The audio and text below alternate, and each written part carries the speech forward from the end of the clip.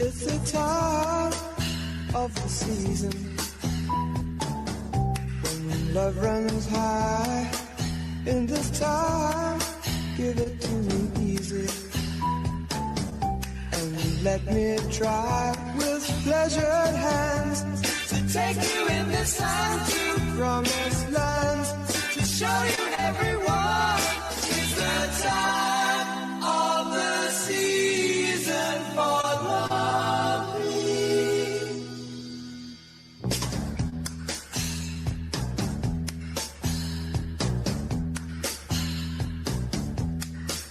What's your name? Who's your daddy? He rich. Is he rich like me?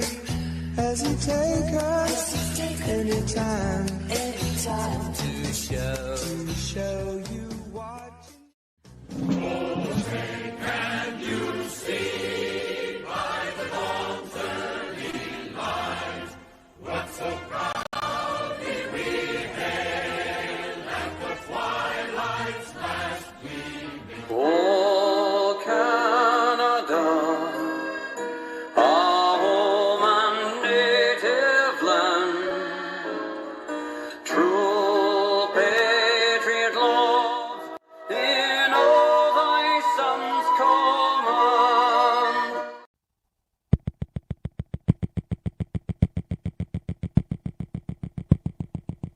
Eight. Ignition sequence has started. 6, 5, 4, 3, 2, 1, 0. We have commit and we have liftoff at 2:13. The Saturn V building up to 7.6 million pounds of thrust, and it is clear that... Walking down the street, I see a fluffy dog. Holy shit, I wanna pet that dog. I'll pet any dog, I don't care what kind. Fat, skinny, sneaky, I don't mind. Hey, buddy, I wanna pet your dog. Please, buddy, I wanna pet your dog.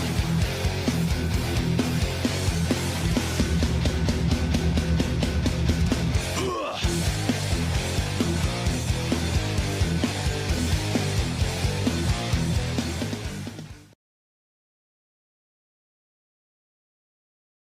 I got a king-size bed. I don't know any kings, but if one came over, I guess he'd be comfortable. Oh, you're a king, you say? Well, you won't believe what I have in store for you. It's to your exact specifications. When I was a boy, I laid in my twin-size bed and wondered where my brother was.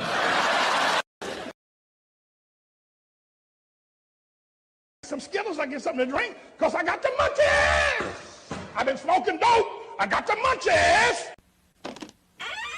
After these messages, we'll be right back. Radio Shack, America's technology store. Computer shopping has never been better at Radio Shack. Here's proof. Our new ultra-high-performance 386SX 20 megahertz computer with 85 megabyte hard drive, only $12.99. And it's from Tandy, manufacturer of the best-selling PC compatibles in America. Or get a 286-based Tandy home office computer with color monitor and hard drive, only $899.95. Shop your friendly nearby Radio Shack. Great selection, superior service. Nobody compares. Do you have ice hockey by Activision? Think you're ready for it? One of the roughest video games around for your Atari game system? Ready to battle for the puck? Well... To inflict fierce body checking? Furious stick checking? Ruthless tripping! You really think you're ready for all that? I'm ready! What? Here's your charge. Ice hockey by Activision!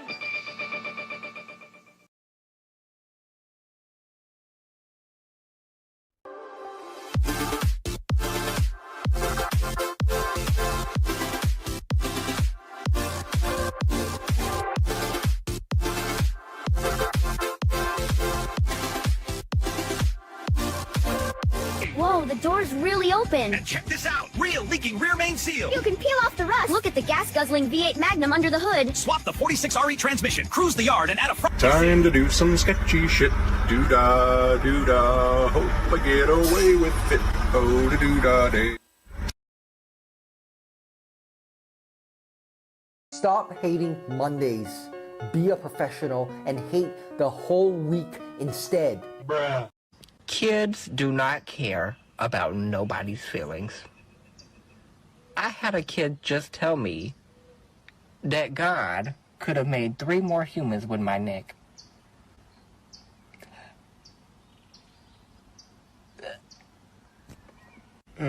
No, then he proceeds to ask me why I have a neck like a sea turtle. For real though, why is my neck so long? Like,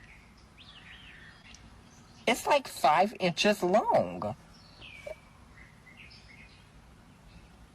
The boy is not lying. I got neck to give out for centuries. Literally, you can make 3 more humans with my neck. That boy said only animals are supposed to have necks that long. I will never wear a shirt again. I will start wearing hoodies, and that will be, I've never realized how long my neck was until a child was staring at me today and go ask me why I have the neck of a sea turtle.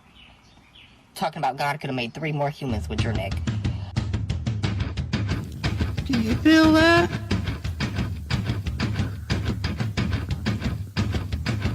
Do you feel that? Oh, shit.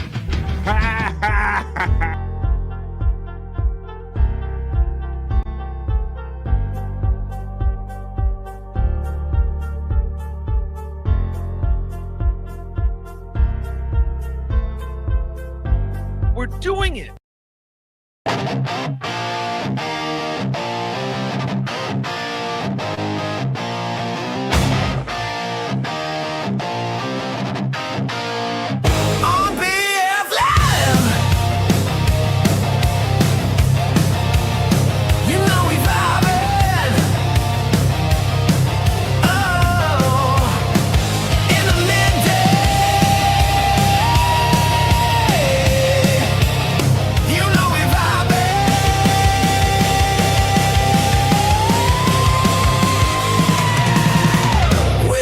Chat family and the greatest panel of friends and all them positive vibes. Oh, it's BF Live. It is Thursday, and it is, in fact, BF Live, stream show 406.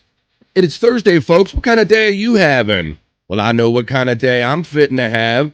This is BF Live, The Vibe. We're going to hang out for the next 3 hours for fun. Oh. I did wake up this morning. Did you wake up this morning? Then you're already doing better. You're already doing great, folks. You're on this side of the dirt on Thursday, October 23rd. Let's listen to little Bill Withers right now. We're going to have fun today for the next 3 hours. Welcome, friends old and new, to BF Live The Vibe. Ooh, then I still got to do something about my effect. Oh, I'm not lighting my building. The world is all right with me if I'm with my chat family. We're going to do the not so serious news. I need you guys to check in for the chat family check-in, because I know one thing after that, it's going to be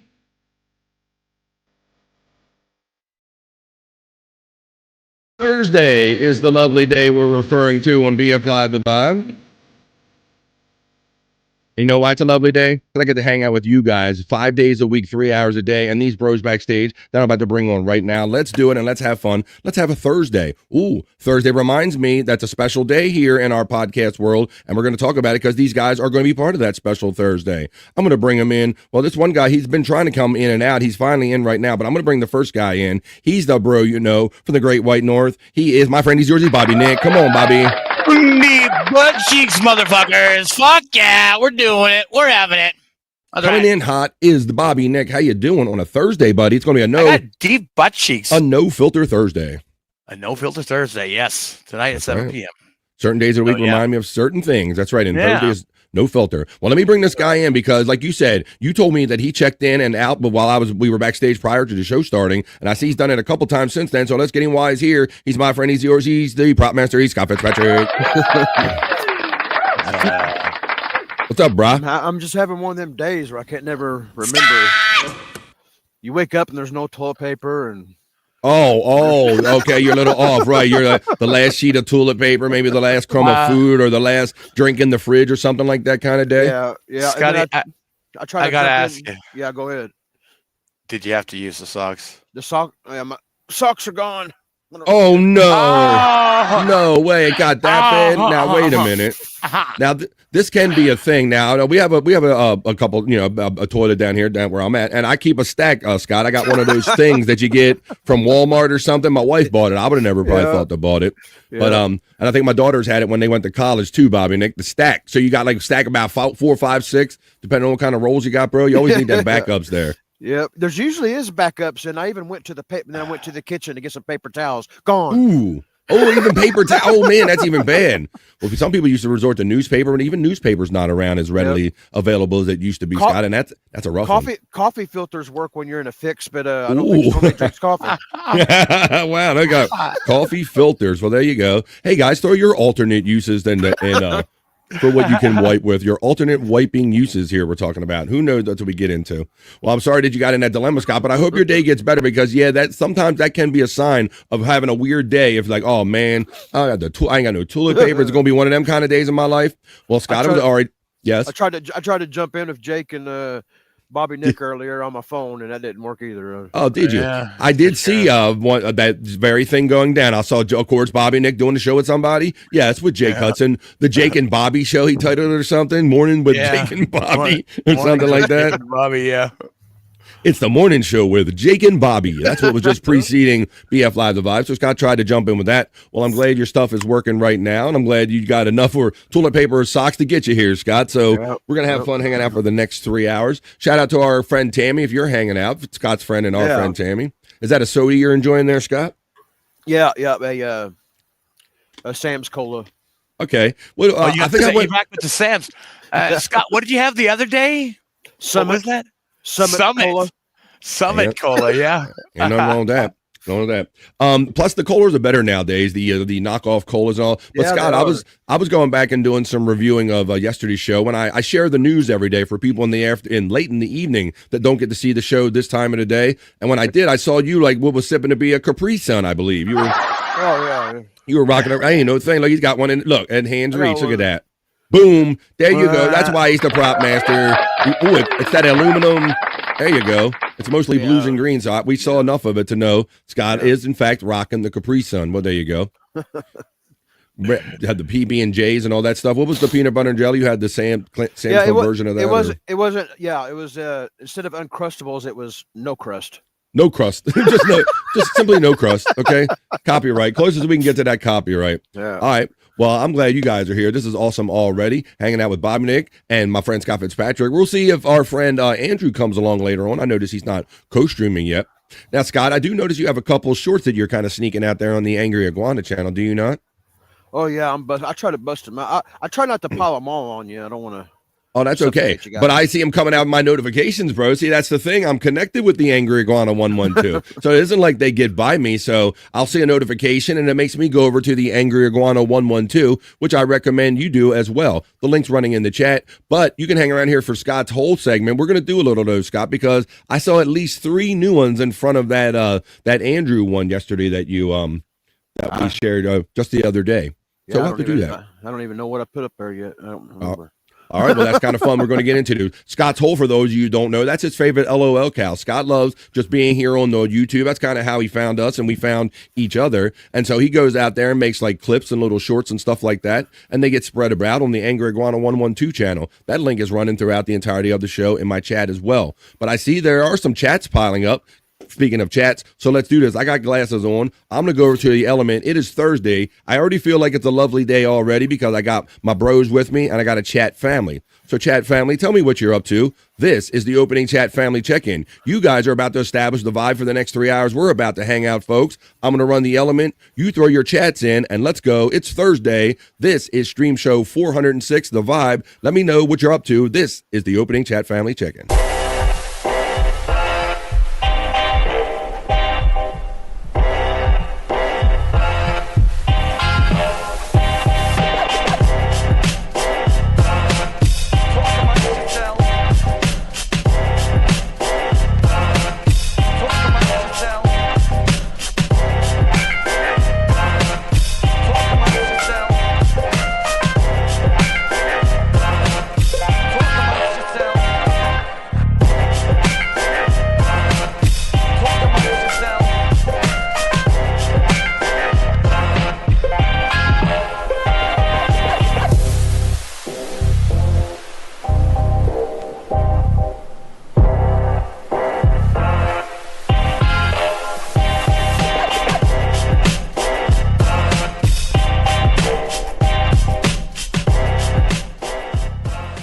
amongst yourselves. That's right, folks. You talk amongst yourselves and you talk with us. The vibe will be established, and we're going to have fun hanging for the next 3 hours, folks. Do you have them in? Because it is, in fact, post time. It's time for me to read the opening chat family check-in for BF Live The Vibe Stream Show 406. I'll go to the top of the comments, and we will let the festivities begin. Pecan, my enthusiastic friend and member of the team here on Tuesdays and Wednesdays, checks in first. He says, Goonie Goo Goo, you begonias. He throws his very own pecan emoji out there. He says, happy Thursday, Ungo Bungo, what do you know? My supportive friend, my bro, Pecan, let's go.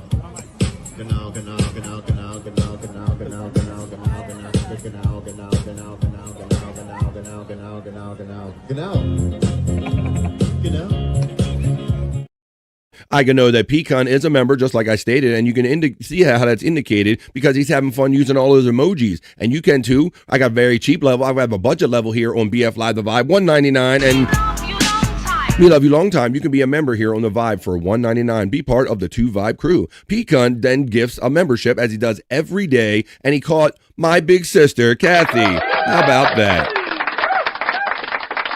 Awesome. Thank you to my friend Pecan, and caught my big sister. Appreciate the love all the way around. Good afternoon, y'all, from FJM, my regional bro. He says, Sir Pecan, good day, sir. FJM then says, OMG. That means, oh my God. That shot in the right hip has done a great job. Along with the shots in spine on L4 and L5. He's feeling good. He knew that he would, Scott. I hope them shots give you some pain relief for what you're going through there. FJM, that's great news. FJM gets acknowledged by our friend Pecan. Well, howdy, Pilgrim. John Wayne steps into the vibe and says, greetings, everyone. Greetings to you, John Wayne. Scuff with Shane checks in another bro. Happy Thursday to you. The Stream Elements boss decided to show up and working to its job. Written off checks in and says, yo, chat family, can you smash that like and share button, please? It's absolutely free, and it lets everybody know at YouTube that maybe it's something worth watching, hopefully. Written off says, BF Hoya, happy Thursday. Ditto to you, my friend. Written off shouts out Pecan with the Hoya. Written off hits up Scuff with Shane and John with the Hoya. Scuff with Shane gives the love right there. They'll hit written off to Hoya. Written off says FJM Hoya. Written off shouts out my sister Kathy. Scuff with Shane shouts out Pecan. Just a guest checks in number 10, but I always tell him he's number 1. Stick around for fun and positive vibe, folks. We're going to do the not so serious news. I have some fun stories that I'm going to share with you today. What were the thumbnail stories that I promised? Oh, we're going to talk about, Scott, I showed probably those AI videos, the Mr. Rogers ones and the WWE ones, the SORA AI videos every day. Yeah. Well, the celebrities are catching on to that. So we're going to do that story when we go over and do the not so serious news. And I also have a story about a lion. Imagine going down a road and you're behind a truck and a lion jumps out live on a highway or a road. I'll show you that when we do the not so serious news and a couple other fun stories. They even got a sports story in there. We'll do that after this chat family check-in. Hoya written off, says our friend Just a Guess. The nerd pulls in, steps into the vibe. She loved the peel off the rust feature of the little ram kind of. That was a SORA AI, I believe, on the opening lift-off reel. Welcome our friend Space Nerd the way we do. We go to the Terry Nee Jam video right here, and I look for a star, and we welcome our friend Space Nerd. Space Nerd steps into the vibe. Get that volume down.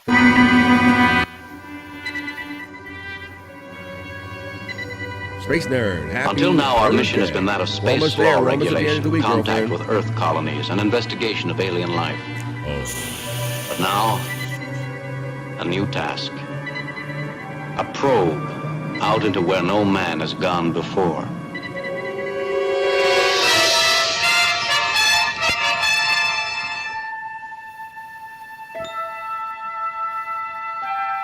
Space. Nerd. These are the voyages of the Steps starship. into the vibe. These are the voyages of the Space Nerd hanging out and bringing her share of positive vibes. Hoya, yo, Hoya, she says. Hello, fellas. That's our friend Terry Nee stepping in. Well, hello, fellas, or hello. Hello, Frisco. Hello, my heterosexual friend, I think, Terry Nee. FJM says, Mom, looking pretty bad today. Fuck you, cancer. I'm sorry you're going through that, FJM. I'm sorry your mom is going through that. And yeah, F you, cancer. Terry gets acknowledged by our friend Space Nerd. Space Nerd then says, Terry, did you say you went to SJ's show Or was that someone else? No, he in fact did. Did I put that in my Terry Nee folder already? What did I do with that picture when I downloaded it so quickly the other day? I don't know if I put that in my Terry Nee folder or not, or my live folder maybe. Did I put it in here? I don't know where that is. But yeah, he did, in fact, go see Stuttering John the other day. There's my membership link if you choose to support me that way. Hello, Neck Boy, says FJM from the opening Liftoff Reel. Space Nerd says, oh no, love and light, FJM, the calcified kid, fuck cancer, and blessed be your mother's soul, says Space Nerd. Prayers of strength right there. Nerd, he was at the show. Space Nerd says, are you a giant?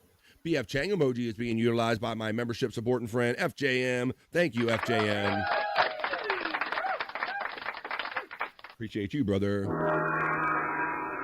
Scuffle Shane concurs with everyone and agrees, fuck cancer. Thank you, Space Nerd from FJM. Good morning to me. Good morning right back to you, Space Nerd.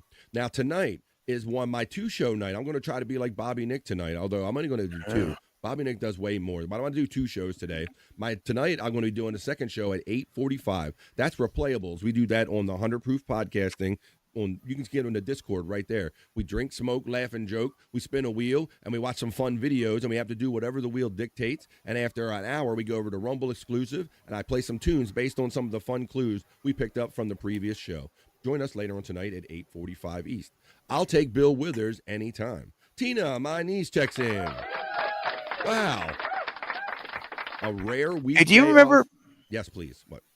Do you remember that band Soul System that came out in the 90s? They did a version of Bill Withers' tune. Yeah. Oh yeah. You talking about that guy and that girl? Yeah, Baby, I love your way and all that stuff. Yeah, I didn't like that. I didn't like what they did with that, Bob. I wasn't a fan. You like of it, that. huh?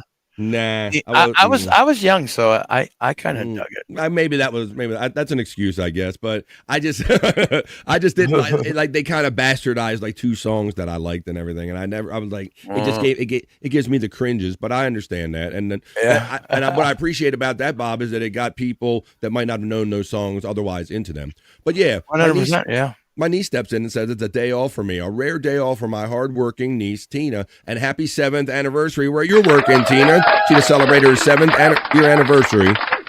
Proud of that. Space Nerd shouts out Terry Nee and says, was that your towering over stut fuck? Yeah, that was him towering over there. Let me see now. Now I got to find it. God damn it. You make me finding stuff in real time. Let me see. I'll do this again. Let me do it one more time. I should have known I was going to have to pull it up again. Hi, folks. Your review is important to me here on BF Live The Vibe. Terry Nee's going to call me a boomer because I already downloaded this picture the other day, and to that I say, fuck you. I'm going to download it again so I can find it and show Space Nerd, since not everybody saw this. I'm just going to share, and then I'll do a share to my computer. It's connecting. Your patience is appreciated during this. I'm going to open the picture. I'm going to do a screen share. And then I will show you picture of said bird and said Stuttering John. Here we go. Like to see it? Here we go. Boom. Suck it, Terry, with your boomer comments. Suck it. There it is. The star effer himself. BF's got his groove on. You know what's up. There you go. Look. Yeah, and we discussed his height the other day, right? Because he said, I think the bird said he's about 6'4" something. I knew he had a couple inches on me. And now no inch jokes, Terry Nee. But there he is right there. There he is right there. Yeah, he is tall. Holy shit. How tall is Stuttering John? Do we know? Well, if Terry Nee is 6'4", now I have brothers of 6'4" in there, and they just visited. He's definitely he's probably 5'9", 5'8", 5'9", I'm guessing. Yeah. I don't know. Let me see. But there you go. But yeah, you can see how he towers over him. Look at that. That long-legged sumbitch, long-legged star effer that is Terry Nee right there. There you go. They have matching beer bellies. Hi-oh. There you go.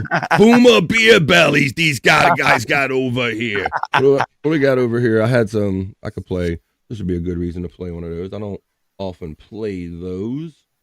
What can I do? What do I have? Oh my goodness. There we go. You better not. Can you show me a picture? What's that? Terry Nee better not let him see him talking to Shuley or something. I know what you look like, Terry Nee. Yeah, right. Oh, that's right. Yeah. Yeah, Terry, I hope you're prepared for that. I know what you look like, Terry, and you better not say anything bad about me anymore. Oh, my God, because you know what he'll do. He will tell the world. Show me your picture. And what happens next, Scott? Dogs. Show him your picture. Dogs. That's right, Scott knows. Dogs. I told the world. And he's going to tell the world what Terry Nee looks like. Dogs. Fucking cowards. Dogs. Dogs. Dogs. I told the world. All right, that's enough of that little. There we go. Deep Butt Cheeks, Bobby Nick says, Scuff with Shane checking in. We're having fun on the opening chat family check-in. And yes, to you too, sir. Terry Nee says, I'm 5'4". So what does that tell you about Stuttering John's height right there? He's 5'4". He's at Space Nerd says, oh, gotcha. Terry Need's getting the last from our friend FJM. Wavy G, the former nephew, checks in and says, checking in, eating some Skyline ready to crash. Skyline chili. Is that what that is? I've heard that before. Space Nerd gets acknowledged by our friend Written Off. Space Nerd acknowledges, hey, Wavy G. Written Off says, Scott, gang, and skeet. Gang. Hoya written off from our friend Space Nerd as we're nearing the conclusion of the opening chat family check-in. Wavy G, Hoya from our friend written off. No TP equals no bueno. That means no good. Yes. I tried to let it loaf up, but it just wasn't going to happen, man. It was me, nerd. 6'3", says Terry Nee. Yeah, I know my brothers are like a similar height, and my stack has 6 rolls. Bobby Nick, written off, acknowledges you with cigarettes. Deep butt cheeks there, buddy. Space Nerd put it together. She knew that it was Terry Nee. So great. Did you laugh a lot at him? Or hey, hi Tammy. We were greeting Tammy in the chat earlier. Tammy and Scott emojis are being utilized by FJM. We even have. It's really all love here for Tammy and Scott. Tammy getting acknowledged by written off. He made me laugh a couple times. Admits Terry Nee, and Terry Nee admitted to me that he kind of he likes John. I only saw that one clip, that Doom clip of him, Scott. He did like 9 or 10 minutes of like my wife had a baby kind of material, stuff that all guys complain about, Yeah. That kind of. Does he still do the squeegee joke? Had to ask Terry Nee if he made that part of his thing. Hey, Brian Clauder, man, our contestant friend, man. I'm sorry that we couldn't put you over the top, man. I feel a little. I feel like we kind of let you down a little bit, but Brian Clutter steps in. I hope maybe somebody cheated, and maybe Brian Clutter is the original, natural winner of that contest. Brian Clutter, always been a supporter, stepping in, bro. There is Andrew the Giants links if he joins us later on. Bought him 2 beers also. Well, that's not, and I know, because, Scott, every picture I saw him in, much like Perry Caravello had food in every picture, Stuttering John had a Michelob Ultra in every picture I saw him in. Right. And now we know that Terry Nee at least purchased 2 of those. So, let's see. Terry Nee says, there's Mandy Diff shout now, Terry Nee. Where was you yesterday, Mandy Diff? Where were you?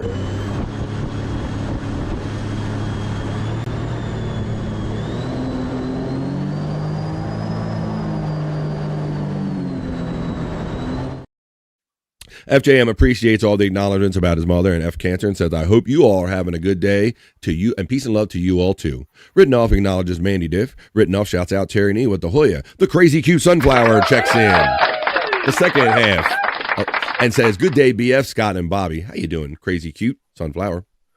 Awesome, Terry. You're a legend for hanging up there. Good day, chat friends, says our friend Crazy Cute Sunflower stepping in.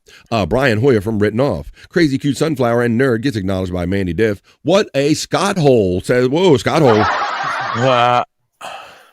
Nerd, he's petite, says Terry Nee. Terry Nee said that John describes Stuttering John as petite. Neat. Pete. Let's see. It's sunny and 51.8 Fahrenheit in Ontario, Canada. Well, thank you for the very specific Fahrenheit conversion of your Celsius temperature up there. 51.8. It's currently 59 Fahrenheit where I'm at here. Come to Mid-Atlantic of the United States. Mandy, we already getting the smoke acknowledgments from our friend Crazy Cute Sunflower. Stuff with Shane says, written off, you're right. It is kind of warmer in our area. Terry Nee, he has confirmed a wee man.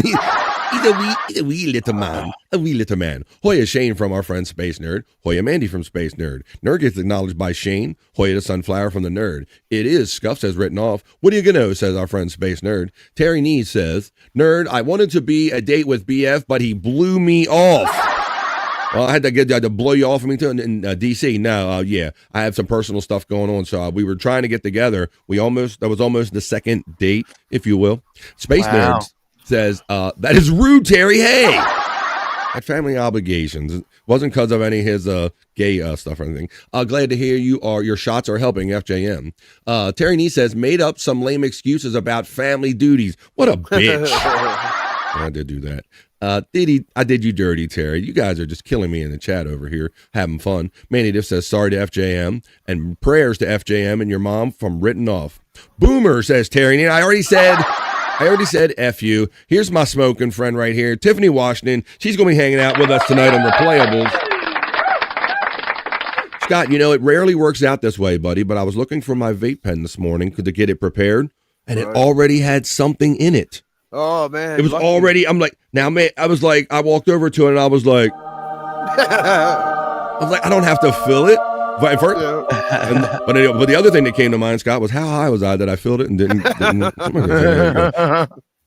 written off, shouts out our friend Tiffany Washington. Hey, Wetty from our friend Wetty from Tiffany Washington. Tiffany, Granny made you say that, says Terry Nee. Hey, written off from our friend Tiffany Washington. Thanks all for all the love and the support from FJM about his mother. Tina gets acknowledged from our friend written off. Thank you, says my niece Tina, about her anniversary. Anyone going to see Stuttering John tonight at the Stress Factory? I will be there, says Brian Clauder. Well, Brian, throw out the deets and let us know what the general area is, and if anybody's around you, maybe they'll join Brian Clauder's day in Stuttering John tonight. Hey, Tiffany Washington from Brian Clauder. Hey, right on back from Tiffany. Looking forward to the report, Brian Clauder. Good morning. Hey, Tiff from Space Nerd. Hey, Nerd from our friend Tiffany Washington. Terry Nee is throwing out, I don't know what that is. Is that a pineapples or stuff? It's a gay thing. Terry Nee, amazing. I'm going to go, Space Nerd says 5'4", he probably is, maybe. Hey, Mandy, I'm going to scan through these and just acknowledging anyone we haven't said hello to as a group here. I'm going to let you talk amongst yourselves because that's what we do here on The Vibe. Stut Joe has my phone number. Oh, no. Then he's definitely going to get doxxed. Oh, my God. Terry, you've always been a good... but, that's what he did. He softened him up with them Mick Ultras, Scott. He's like, he won't turn on me. I bought him Mick Ultra. Yeah. I don't know. Good luck with that, Terry. Man, Terry, you let him see your face. You didn't wear your chicken mask there, and he's got your phone number. That's rough. Hey, nobody checks in. I know who that is. And he says FFB. There's one particular dude I know who says F Facebook right now. Tammy and Scott emojis are being fun with by our friend Space Nerd. Stuttering John is 5'3". Then, for sure, man. He says Space Nerd. I'm going to say. Scott, he did. Oh, the squeegee joke. Yeah. He did the squeegee joke. Yeah. Okay. Nobody Hoya. I'm going to get through all of these. So I don't miss all them in real time. Just going looking for anybody. Now Reverend Wild Bill steps in. Nobody. Reverend Wild Bill. I wonder if you were hanging out with the TTD Tom or whatever that guy. Maybe BF was with his cowboy. I was not with a cowboy. I don't even like cowboys or anything. I love cowboys. I didn't even say that. I've never even said that. Let's see. Nobody shouts out Terry Nee. Let's see. Puff, puff, pass. You guys are going to get me started. Space Nerd says, I can't count the number of times I've woken up to a full bowl in my bong. She's like, I was just smoke one more, Scott. One more.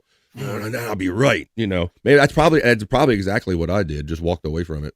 It's 36 Fahrenheit in Cincinnati, which is, I guess, about 3 Celsius. Correct me if I'm wrong, you Canuck, says Wavy G. Mandy Diff says she's taking her first hit now. Hit it. Oh. Hold it now. Terry Nee says, I was stage left of John. He has a cute little belly on me, does. A cute little belly. And Space Nerd laughs at that, which she should. And then Nobody says, Space Nerd, my name is still Nobody. Space Nerd says, what she says? I smoked the hell out of my 8th of Kush yesterday. God damn, whole 8th through a day? My goodness, that's a day for you, I'm telling you.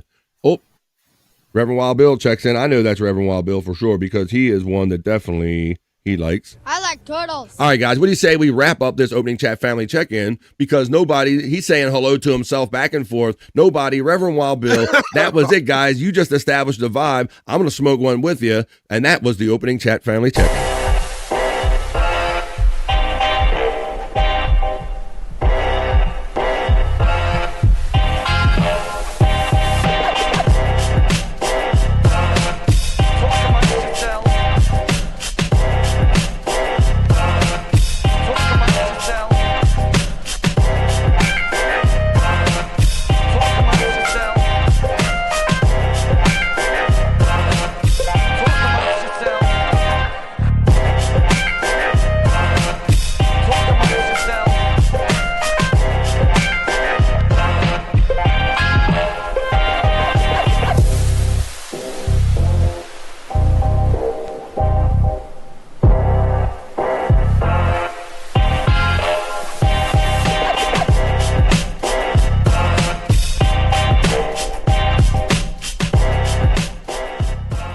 Amongst yourselves. Oh, yeah, having fun in the middle of the day. You guys just established the positive vibes. The vibe for the next 3 hours. Yes, Bob. What's nobody's problem with Facebook? What happened there? Well, nobody. If everybody's following, he's not making it too hard to follow, saying F Facebook and all that stuff. Yeah, it is the one and only Reverend Wild Bill. And I think maybe he's got some alternates or something going. Maybe I'm just saying, and just that's the connection we're making. He's making it kind of obvious by saying some of the things that he says in the chat that we can attribute to the Reverend Wild Bill. But I'll digress from that. I don't want to overburden that point right there because they probably have reasons they want to keep their anonymity. Like BF says. I mean, he says BF. Shh. All right. Well, you know what I'm going to do? Speaking of Terry Nee saying shush, I'm not. Well, since you're going to shush me, Terry Nee, I'll play something you produced for our artistic friend, Space Chief 75. Thank you for always promoting me. Hey, do you guys need original artwork? Do you guys want to like get tattoo art or something like that? Do you have a show or a company? Do you need a logo that's not AI? That's based on something about you? There went mine right there. I have my own art. Bobby Nick has his own art. Andrew does on No Filter. You got an anniversary coming up. You need a poster made. You want some special art? Hit up Space Chief 75 on Twitter. This song's a vibe.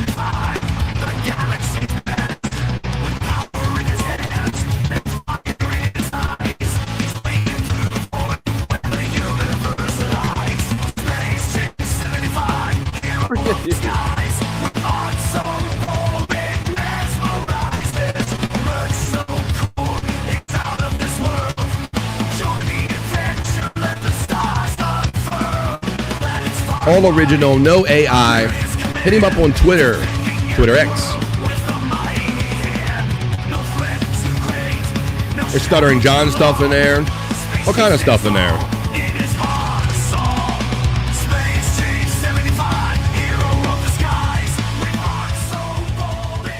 Yeah, I'm going to have to run it again, Mandy, because I see that my signal kind of stayed low the entire time right there. So there you go.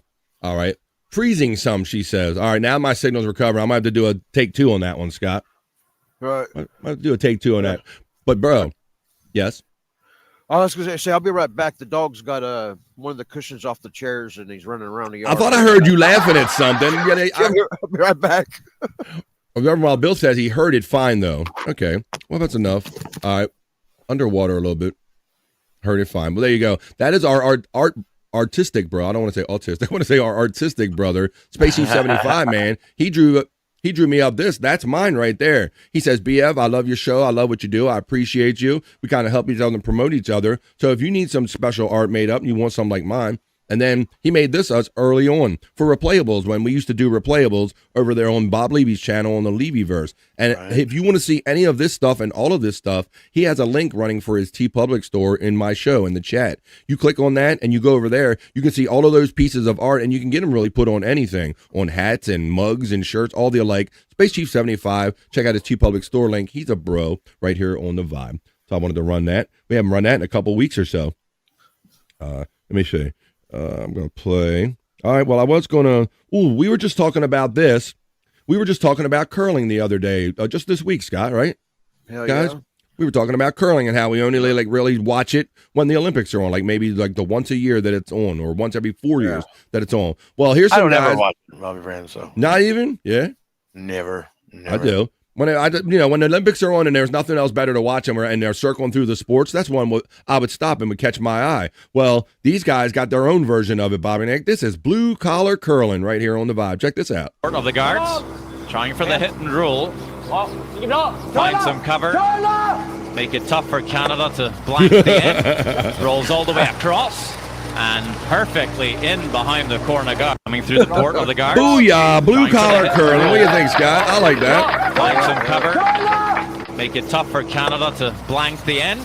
Rolls all the way across. And perfectly in behind the corner guard. Coming through the port of the guards. Blue collar curling. I thought that was pretty fun considering we were talking. It came up in my feed. I got that. We were just talking about curling the other day.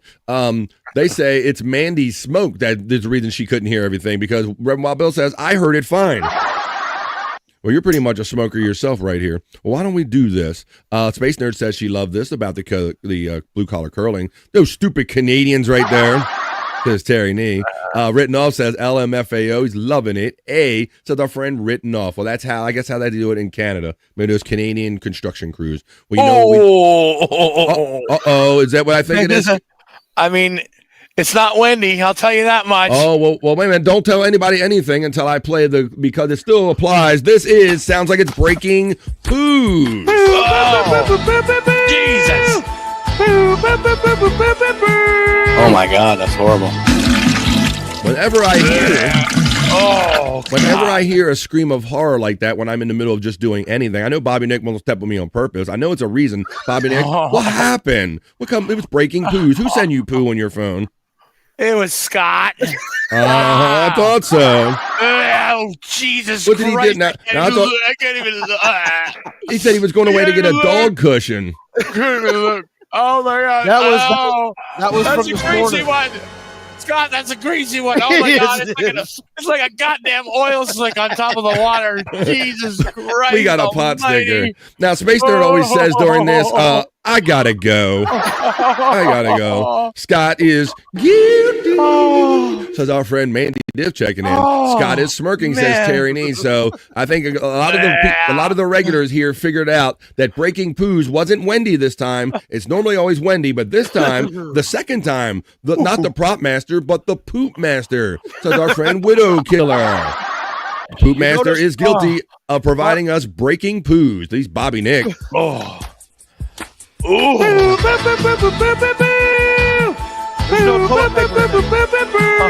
my God, that's horrible.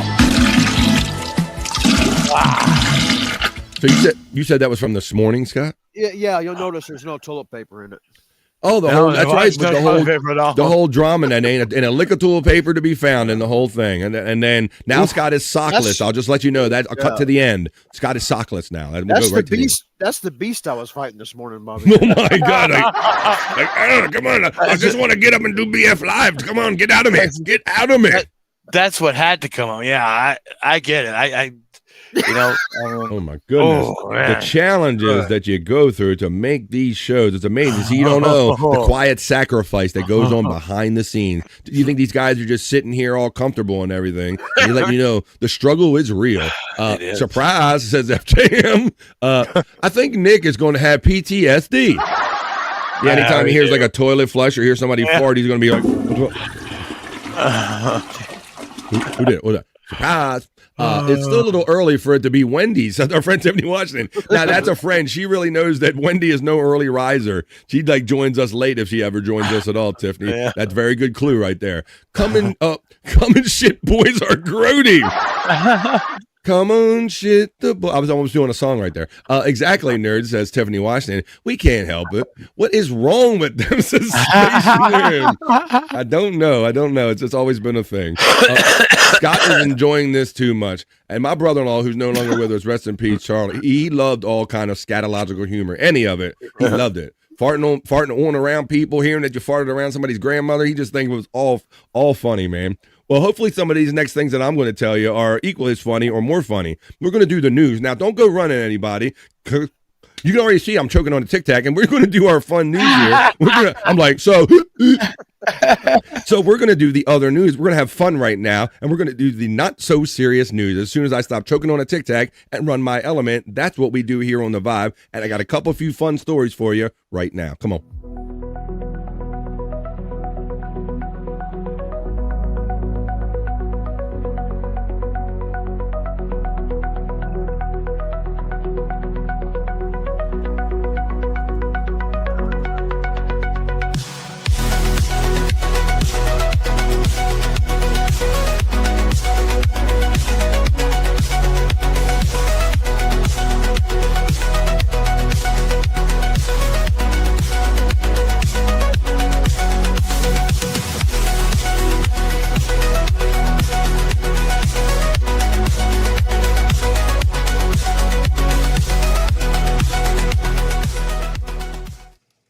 It's your dancing newsman, Bobby Fran, behind my news desk.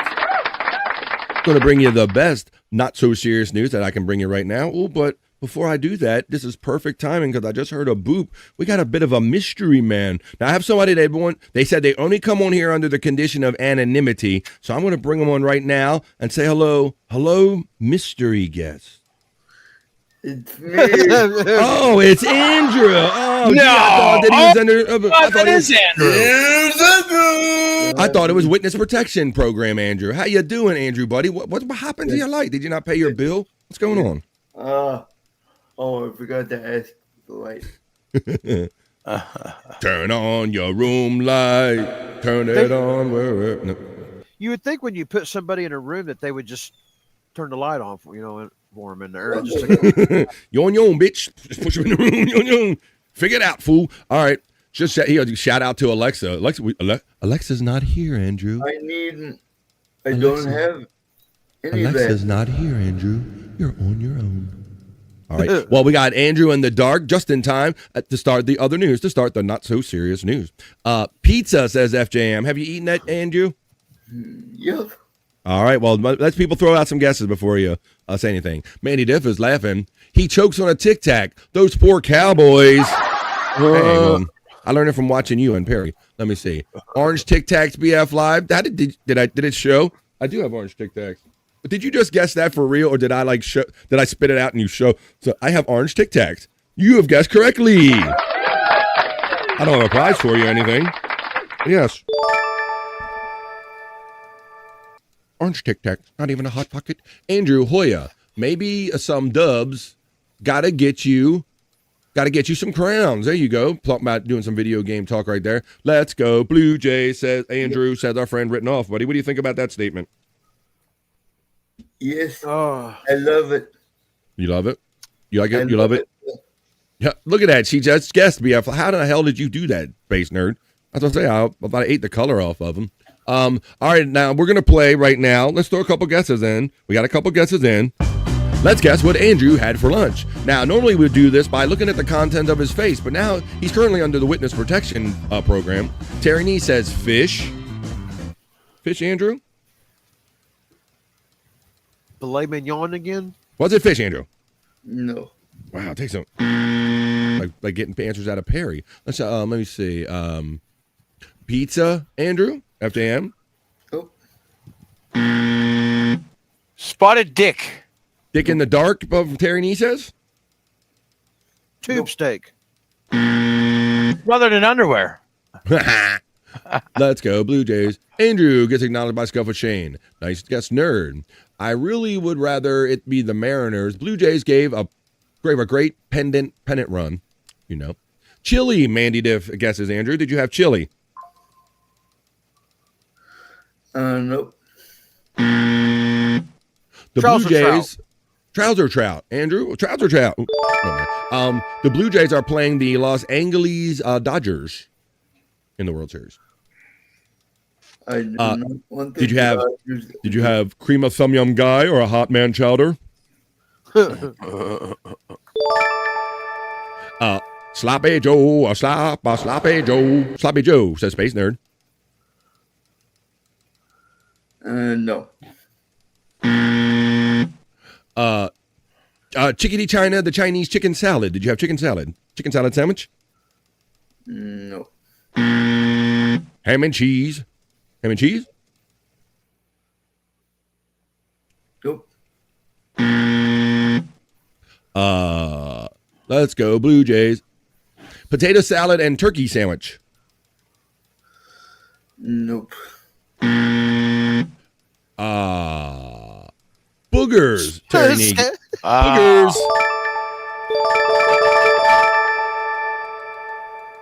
Good guess, Mandy. A tuna fish. Tuna fish. No. We're almost done, Andrew. Peeling skin? All right, the last guess right here is barbecue chicken by Mandy Diff. Nope. Well, Andrew's messaging with someone. Andrew, tell everyone what, in fact, that you did have for lunch. Roast beef sandwich. Roast beef. Andrew, he had the meats. You don't leave that. Andrew had the meats. He had a roast beef sandwich. Alabama black snake, you understand? Widow killer says. Chicken fingers. Nope. We have learned it is roast beef. Andrew had the meats. And we are finally ready to do a story, I believe, in the other news and the not so serious news. Now, this just adds to the pile of them I had, Bobby Nick. And guys, I got another spilled on a highway story. And we could go down the list of the beer and the sexual aids and all that stuff. This time, it's blueberries that create a sticky traffic jam on a California highway. I didn't really know the scope of how often things were getting spilled on major highways until I started doing my own newscast, the Not So Serious News. So let's see. I found my fill on Blueberry Road, maybe. The California Highway Patrol warned the Fresno area travelers of a berry sticky situation. Did somebody say the Fresno area? Hello, Frisco. Close enough. Resulting from a truck losing its load of blueberries. I know the feeling. Oh no. CHP Fresno said on social media that the blueberry spill occurred Monday evening in the southbound lanes of Highway 99 near the eastbound Highway 180 interchange. The CHP shared photos of berries on the road, as well as the sticky purple mess caused by the berries being ran over by the vehicles. The California Department of Transportation crew was summoned to the traffic jam to clear it up. Traffic jam, if you will. A blueberry traffic jam. There you go. So I guess if you want Blueberry Road, they're going to rename that one. That looks pretty slick right there, goes, guys. I bet you could do some damage with that, Scott. Look at that slick up there. Yeah. That's a little mess right there. So I'm always intrigued and the variety and how the frequency of how things get spilled on the road. A little soft story we start off on the other news, on the Not So Serious News.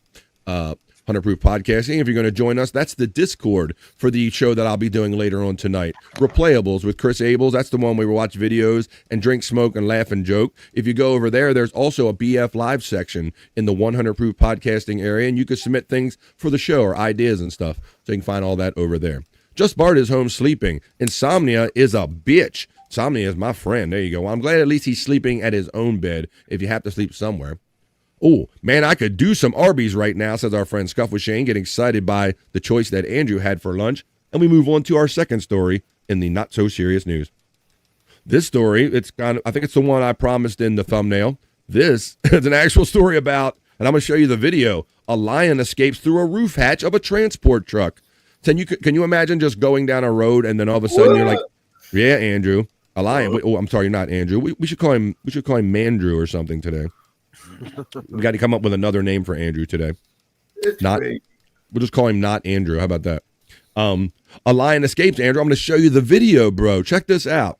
Now, of course, this is happening in an area where these lions are maybe a little more part of the country. A driver in South African Road captured video of the moment a lion escaped from a transport truck's roof hatch and made a flying leap for temporary freedom. You know, I should run an element that I haven't had a chance to use yet. This is animals in the news. You know, I think I'm gonna definitely start doing this as a separate feature because there are so many animal news stories that I go by when I look for other news, when I look for Not So Serious News. Where is my animals in the news kind of thing that I put it up top? Where did I always like all the animal videos and stuff like that. Yeah. Bro, there's so many of them. This is kind of an animals in the news story. So I'll run a little bumper.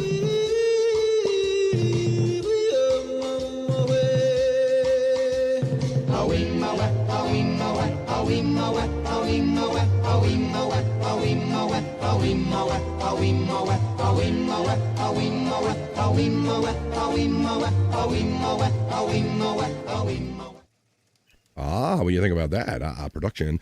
Video circulated on social media Monday shows the lions riding atop the trailer after managing to escape through a roof hatch on Route 49 road near Bakersville between Lichtenberg and Zeerust.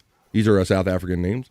The truck pulls over on the side of the road, and the lion leaps from atop the truck, lands next to the pavement, and walks onto the road. Anton Nell, a veterinarian with the Lichtenberg Animal Hospital, said the lion was in transit to a game farm in Neervertidien when it escaped. Nell said the lion was still under the influence of tranquilizers, and it had been given prior to transport when he and other responders located it in the grass under a tree. The lion was darted and safely loaded for transport to the game farm. Nell said he examined the big cat and found it had ripped a nail and had some minor scrapes, but no serious injuries. The Northwest Department of Economic Development, Environment Conservation, and Tourism said the escape is under investigation. The probe is also looking into whether all proper permits were filed and procedures followed for legal transportation of the animal. And then, so here, here's going to run the video right now, guys. This is a lion just jumping out of the hatch, got out of the roof hatch somehow and said, "I'm out, bitch," here on The Vibe. Not so serious news. Doesn't really have no noise, don't have no sound to it. But look, see him up on top of the vehicle? They tried to pull over, and he's like, he gone. God damn.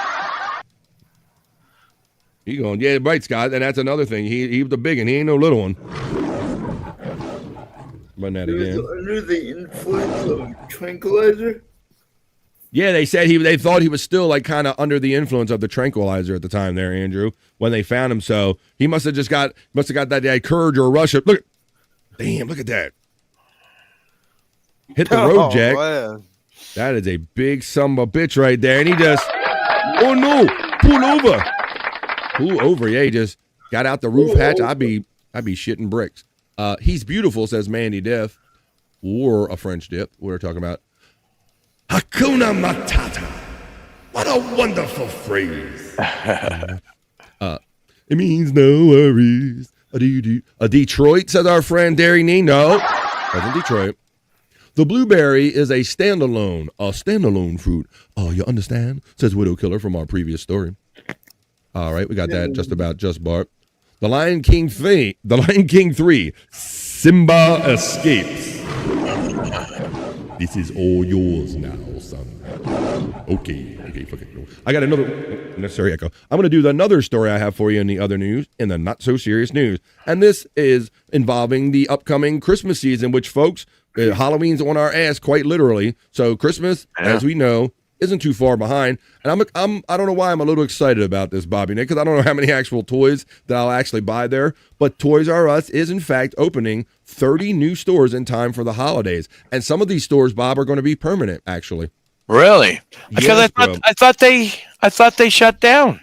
They did. They shut down, I believe, one of those venture capital companies that come along, those capital investment companies, and they buy up these intellectual properties and all, and they attempt to revive them. And that's exactly the story I have right here. Okay, well, that's cool. Maybe there'll be a resurgence. I mean, yes. The thing is, like, Toys R Us was such a thing when we were kids, right? So, I mean, it's a staple of, I mean, America, being a kid in America and in Canada. For real, man. So I think that'd be cool if they'd be able to revive that at least a little bit for some kids, you know, because I remember going in there as a kid, like, holy shit. Yeah, it was overwhelming. It was like a toy supermarket, right? They had all the bikes already put together, like set up on the floor. You could fuck with some of them. All the video games, when you walked in the door, you could just walk up to every one of them. And what was the cool, fun part of it, kind of the business part of it, Bob, at least what they did in the States, is that you had to go pick the card up of whatever video game you were going to purchase, take it up to the customer service area where they all kept them in the warehouse, right? And then they brought it to you. And the excitement that you brought up, are they going to bring my game to me and ring it up, Scott, and all? It was like, yeah. It's like you were buying something very valuable back in those days. It was an experience, Bob. And so I know for our generation, it'll be a thing, but we'll have to see if the new generations like it as much as we did. Looking to boost sales this holiday season, Toys R Us is once again opening new stores. The toy retailer announced October 16th it will open more than 30 locations in the United States for the winter holiday season, including 8 flagship stores and more than 20 temporary. So that's what's different, I think, this time, Bob, is that they've done this before, and they've done these kind of like Spirit Halloween kind of thing where they've taken over spaces for the holiday season. But hopefully this goes a little deeper with the 8 permanent stores that they're going to be doing in here. It says Toys R Us did file for a Chapter 11 bankruptcy in 2017, and by 2018, the toy retailer announced the closure of more than 700 stores throughout the United States. Over the years, Toys R Us attempted comebacks under new ownership, but none have proven successful. Most recently, the retailer opened a flagship location in Minnesota's Mall of America in 2023, which remains open. Here's a look at the more than 30 Toys R Us stores opening for the holiday season. So I got an actual map right here that kind of shows you where will they be. As part of the rollout, Toys R Us is opening 8 new permanent flagship locations with more than 20 temporary seasonal holiday shops. And here's the location here for us here in the States, Bobby, Nick. And so we have like two malls that are still, we have an outlet mall in our area that's going to be one of the flagship stores, and another mall in the area that's still doing well. They're going to have one of the holiday stores. Yes, Andrew. Nice. Any near Wisconsin? Andrew? What we got up here? We have Buffalo, New York. We have Michigan. No, not really. We got New Hampshire, but no, I don't think so. We got Illinois. So let's see how, Andrew, I'll read all of them too. Well, I'll read most of them to you. The new permanent Toys R Us locations will be in Chicago Premium Outlets, Camarillo Premium Outlets in California. The Arundel Mills is the one that's near me. The Jordan Creek Town Center in Des Moines, Iowa. West Roads Mall in Omaha, Nebraska. The Denver Premium Outlets in Thornton, Colorado. Tanger Outlets in Deer Park in New York. And Town East Square in Wichita, Kansas. Those will be the permanent ones.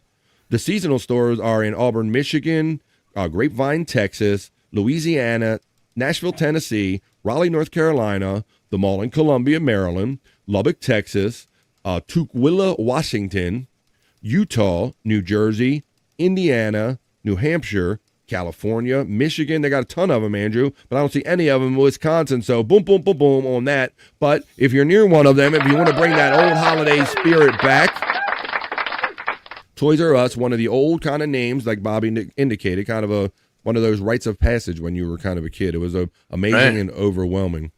Let's see. I looked up on eBay my 80s Jeffrey stuffed giraffe. She's a Toys R Us kid. I remember one time a year, one kid got a 5-minute run through the store and kept what he put in his cart. My childhood dream. I remember that, yeah. There you go. Ooh, Space Nerds could sell her Jeffrey for over $50, but she's a Toys R Us kid. It ain't happening. No one is going to Tukwila for Toys R Us. You don't think there's Toys R Us kids in Tukwila? Whatever that was. Terry Nee simply says, fuck Wisconsin there, Andrew. All right. Well, I want to talk about, I got a couple technology stories that we're going to do in the other news. All right. Andrew's not necessary. That's not Andrew is not on a delay or anything. We got to change. We definitely got to change his name to not Andrew, right? We got to do that. We have to do that. I tried to sound like Perry there. There you go. Here we go. How about that? I just fixed Andrew's name right there. There you go. This is not Andrew the Giant. This guy's in the witness protection program. He don't know anything about Giant. But in this next story, I got a couple technology stories, and this I don't know. I'm not big on having like everything in my house connected to the outside world yet, Bob. As far as like using Amazon and all that stuff, off the Alexa and all that shit, right? Did you hear about that? There is a large Amazon outage the other day, Amazon Web Service outage last week. Oh, was there really? Yeah, there was. No, I didn't hear that. It affected many things, and I have a special story, Bob, about something that maybe you wouldn't anticipate being affected by an outage of Amazon Web Services. An AWS outage caused smart beds to overheat and get stuck upright, Bob. So now, yes, these people, you have surrendered your control of your particular smart bed over to these Amazon like web services, and it gets stuck in a certain way. So this is like a cautionary tale. Do you want to like have this control outside of your ability to control it? Seattle is Canada, says Terry Nee. I'm currently 6 hours from Canada, Terry Nee. Space there, but for practically for our purposes and Terry's purposes. But yes, Bob, and I think this is a cautionary tale because how many other things do we think we have in a house if we manage it with these services can be affected or not being able to be utilized if something goes out? Here's a bed right here. The Amazon Web Services outage that affected apps and sites ranging from Reddit to Roblox also caused some smart beds to overheat, and some said their mattresses were stuck in the inclined position. Users of this bed called 8 Sleep Smart Beds said that the AWS outage on Monday caused the heat settings on their mattresses to stop responding, resulting in numerous complaints of beds getting too hot with no way to cool them down, Bob. So you just stuck in a hot-ass bed stuck upright. Some users of the high-end 8 Sleep beds that cost $5,049, the Pod 5 Ultra beds, which are adjustable to reduce snoring and back problems, said they were unable to take their mattresses out of the upright position. Matteo Francieri, CEO of 8 Sleep, acknowledged the issues on social media and said the company is taking steps to ensure the incident is not repeated. The quote continues and says the AWS outage has impacted some of our users since last night, disrupting their sleep, Francieri wrote on X. That is not the experience we want to provide, and I want to apologize for it. He said the company is working on our outage proofing their technology. So if an outage happens, maybe it defaults or does what it needs to do. Full functionality was restored to all 8 Sleep, not the number 8, but these brand is called 8 Sleep mattresses by 10 p.m. on Monday night, Bobby Nick. So I found that a little scary and disturbing. Yeah, that is. That's why I'm never getting anything that's controlled by anything else but me. There you go. Like right. that's started. I can see that stuff starting. Like what if that mattress started on fire or some shit? Like, well, I guess that is the kind of the inherent risk that it could be there. Popke and 2 joints are safe for now. What do we say? I smell a lawsuit. I smell a lawsuit coming soon. Wait a minute. First of all, it says, I can't get into Canada until I get my 91 DUI taken care of with the government. Oh, she's giving up her government issue. Yeah. Bobby Nick feels your pain. I do. Electric Gino says, unplug it, you dipshits. I'm sorry, Dave. I can't allow that. You need to be warm and upright, Gino. I can't allow that. Hi, Electric Hey, Gino. I just need to fill out a document. What a pain in the ass, says our friend Space Nerd. Popke and 2 joints are safe for now because she cannot travel to molest them up in Canada. If you are interested, says Gimme Bezos, I posted a sweepstakes in Discord. Does anyone else remember? Do you remember? Does anyone remember laughter?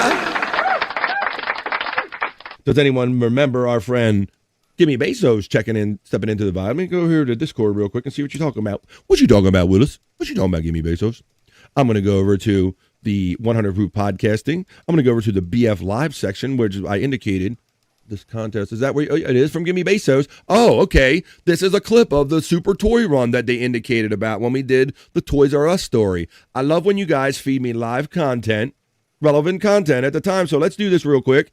It'll only take a minute. This is the dream contest from back in the day where you got to do a Toy Store Dash Nickelodeon Super Toy Run. Thank you, Gimme Bezos, for sharing this memory quite literally with us here on The Vibe. This is I'll throw back to that other story real quick. Look, check this out. Nick went further than ever before to make one kid's dream come true. Hi, I'm Doug Berry from Chapin, Illinois, and I won this year's Super Toy Run. Aloha! Yes, this year Nickelodeon's Super Toy Run went Hawaiian, transporting Doug Berry 4,000 miles to tropical paradise. You went to Hawaii to do it? He pumped, he powered up, and then he proved. You not only get to run to a toy store, they send you to Hawaii to run to a toy store? Damn. that at Nickelodeon, kids really do win big. On your mark. Get set. Go. In a 5-minute rampage, Doug found Toy Paradise in Tropical Paradise. Videos, sporting goods. Yeah, do his armfuls. He even got Get stuff it, for the Doug. kid next door. And when it was all over, Doug had bagged almost $10,000 worth of toys. Yeah. Super toy. Get it, Doug. Next year, it could be you who gets to say, I sent in a postcard and I won all this. Nick's Super Toy Run was brought to you by KB Toy Stores, Roadmaster Motorcycles, Bicycles, and the place where only kids win. Nickelodeon. That's awesome. Thank you, Bezos. That was great, man. That was awesome. A great memory. Terry Nee says, my Alexa won't unlock my doors. I'm sorry, Terry. You can't leave now. Your wife instructed me otherwise. She said, you have to get the chores done. Okay, let's see. Let's see. We are interested, and we really like that. That was awesome, man. You got paperwork filled out. I refuse to have anything else to listen to me. I don't I don't need anyone to tell me jokes. No Alexa, no Google. They can suck it. Nintendo games and Legos. Yeah, man, that's how you got $10,000 like that. Scott, you heard that. Send BF a photo. What do you mean? Wait. No shit photos. And a remote control car. Says Electric Head, Definitely need to plan that shit out. I tried that when I was a kid every time, but I never won. Oh, man, you were probably like, man, this contest is bullshit. I bet they don't even have real people win it. It's probably some bullshit. Oh, man. I'm sorry. That's too bad, man. That's an awesome throwback memory. Thank you for sharing that and providing that for me to play right here. I'm sorry.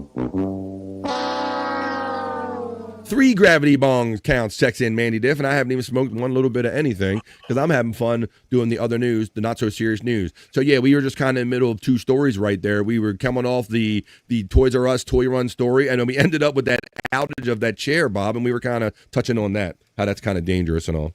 And they said they were going to work on their outage coverage or protection. So basically when it goes out, it's not stuck in a bad state, right?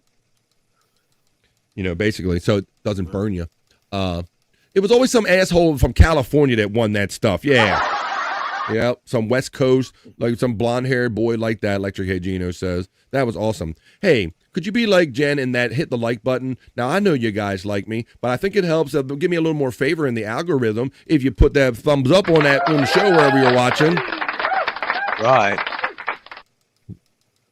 This is Witness Protection Program Andrew saying you better like, share, and subscribe. BF Live the Vibe.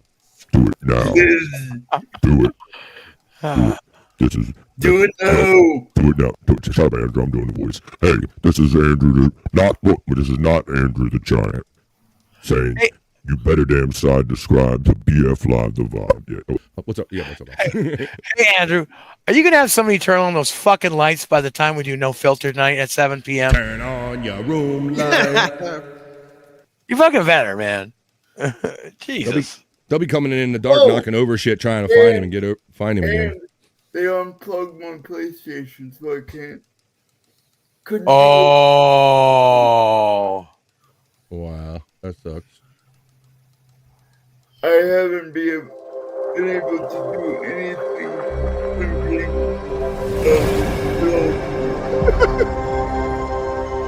That's my only way to get a hold of you. Damn it. All right. Andrew, you're here. Not Andrew the Giant. This is not the human sports ticker, and he's not going to tell you a story about who did you broke some news yesterday. It was broken ass news. You broke us some news yesterday about the San Francisco Giants hiring their new baseball manager, Andrew. Tell everybody about that a little bit. I got a little story. Yes, I did. He was former Tennessee Longhorns. Tennessee. Yeah. I know you were going to do that. You've been around me too long, Andrew. Yeah, Andrew kind of when I was in the middle of something yesterday, he broke this news yesterday in the middle of me saying something. Giants, it's kind of an unprecedented move in baseball and sports, isn't it, Andrew? That the Giants hire a college baseball manager, a guy that has. You never hear of this, Andrew. Tell him why. Tell him what's going on. He's going from college to the pros, right? Because they're either not good enough or not smart enough or doggone it. People don't like them. No. Oh, go ahead, Andrew. Continue. I'm sorry. don't want to. They want to stay in the college ranks, but apparently this guy wanted to step it up a notch. Okay, not Andrew, the human sports ticker. Yeah, so this is an unprecedented move in that typically anyone that has managed a Major League Baseball team up to this point, I believe that they've all had some form of Major League coaching experience prior to being a manager, Andrew, and this guy will not have any. But Brewers manager, side note. Thanks, Mandy. Pat Murphy. Oh, yeah? This is the guy they hired, Andrew. I know you're always trying to turn everything Brewers, but I'm trying to stick to this story. The San Francisco Giants are going the non-traditional route with their new manager. The team has agreed to hire Tennessee baseball coach Tony Vitello as its next skipper. Skipper! The move, first reported by ESPN and announced later by the Giants, comes after the team fired manager Bob Melvin in September. Vitello is an unconventional hire as he has never served as a coach in Major League Baseball at any level. He'll make the jump straight from the college game, where he turned the Tennessee into a powerhouse, to the manager chair in San Francisco. And there's the tweet right there. Welcome to him, Andrew. So he's a young guy, right? Only ever coached college baseball. So what do you think? What do we think about this, Andrew, the human sports, not the human sports ticker? Yes? I think it's going to open some doors for younger managers. This could set a precedent, Andrew. I think that if this goes well, you know, my Baltimore Orioles are looking for a manager, and they considered Albert Pujols. Now he's had. I can do it. No, wait a minute. Oh, wait. I'm stretching a little. I know baseball that much. All right. That Humble I brag. legitimately think if I freshen up a little bit. If he wash your ass, freshen up a little bit, he could be a Major League Baseball manager. But, you know, Andrew, I don't think you're too far from it, my friend, because you love sports off the dome, so I'm not even going to call you on that one right there. But this is an unprecedented move. I will be watching this closely, as well as Andrew and much of Major League Baseball, because, and like the Orioles, because if there's other teams out there looking for managers and looking for a new route, Andrew, and this works out well, I think Andrew makes a good point that this could be the start of something like this. He's 47 years old. He has a lengthy coaching career in college.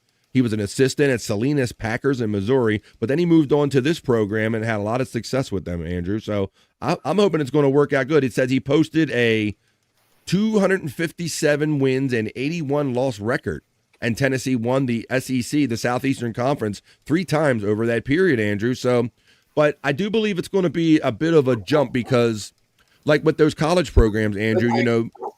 I think, but here's a but. Your butt stinks. Go ahead. I think that his first year is going to be a bit of a struggle. Well, that's going to be rough, Andrew, because if he struggles the first year, people are going to start right away and go, oh, man, see, this was a bad idea. You know, I don't know. Electric Head Gino checks in and says, Andrew has a better chance at managing a team than Perry does being a snowboarder. Shut the fuck up. I kind of agree with that, man. We should do a little Perry talk because Bob and Perry were together last night on Perry Caravel Live. So a couple things went down there, and I think the internet history was searched. So we'll have to see what came up on his recent internet search history. Now, Mandy Diff, she has fun here on The Vibe. She's a member, and she's using the Wendy pack. Yes, Wendy from the Howard Stern Show. She has her very own emoji right here with wearing her wrestling outfit, her singlet, if you will. If you want to be a member here on The Vibe, you can have fun with that emoji, too. Just like our friend Mandy Diff is. Gino gets acknowledged by our friend Mandy Diff. Thank God Penn State got rid of their DEI hire, says Terry Neem. Hi, Mandy from Electric Gino.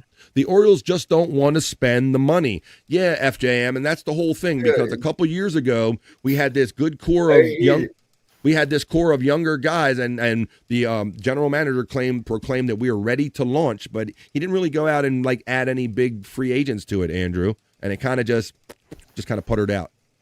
Kind of put it out a little bit. And so now it seems like we're back at another reset point. They better start spending some money or nothing will change, FJM, if they don't. All right, FJM, thank you for your comment, and thank you for being here for the next story. The next story is the last story I'm going to bring to you today on the live, BF Live, The Vibe, Not So Serious News. And this is about SORA, Bobby Nick. SORA. Oh, really? Man, like I don't that new program that the is new program the raise, all the AI shit. All the Mr. Rogers ones and Randy Macho Man Savage. And we talked about it like 3 weeks ago. And I said, I don't know what it is about this Sora, but it must be that they have all of these things like ready made and people were putting these just menageries together so quickly, Bob, right? It's amazing. Like Sora has been like fire. Ever since I've seen Sora videos, it's been like fire. Well, you know, it's caught the attention. I'm trying to go this full screen on. Trying to go full screen on this one, but I don't think I can on this particular one. The celebrities are catching on to it, Bob. You know, the celebrities, they get represented. Well, the celebrities, some of them don't care how they're being represented. So now we're getting into this quagmire because Sora is real good. And some celebrities have been outspoken about it. But I've already told you enough that I can tell you. She looks a lot better telling you about it. Sexy Bikini Report will tell us all about Sora and celebrities. Responsible for a lot of deep fakes, but it seems open. First of all, hold up, Scott. Like, what's with the sag with the front of the bikini right there? Like you can look down and see a patch. See how it's like you can put your hand in it? Doesn't bother me none. I'll get right in there. I'll get right in there. I see it. Yeah, Scott. Like if you were like standing behind and looking down, you could see the landing strip. You see what I'm saying? You could see. I'm just letting you know. You can see a landing. It's kind of like that. Is like very inviting. It's like, come on in. Yeah, it's like it feels like a pocket. Like I want a pair of Levi's, Bobby Nick. You just want to put. You see that little opening. You just got to put your hand down in it. That's right. Well, that's where you can put your loonies and toonies. OpenAI might be breaking good. The company announced that it'd be working with Bryan Cranston, SAG-AFTRA, and other actor I choose to believe she does have some hair down there. unions to keep its video creation app Sora from making deepfakes. Cranston had rightly made a stink after his voice and likeness started popping up in unauthorized videos on the app, and the unions had gone after OpenAI for its use of copyrighted material. In addition to using people's likenesses without permission, Sora has also taken heat for replicating dead icons such as Robin Williams and Martin Luther King Jr. And to be clear, much of that heat is coming from their families.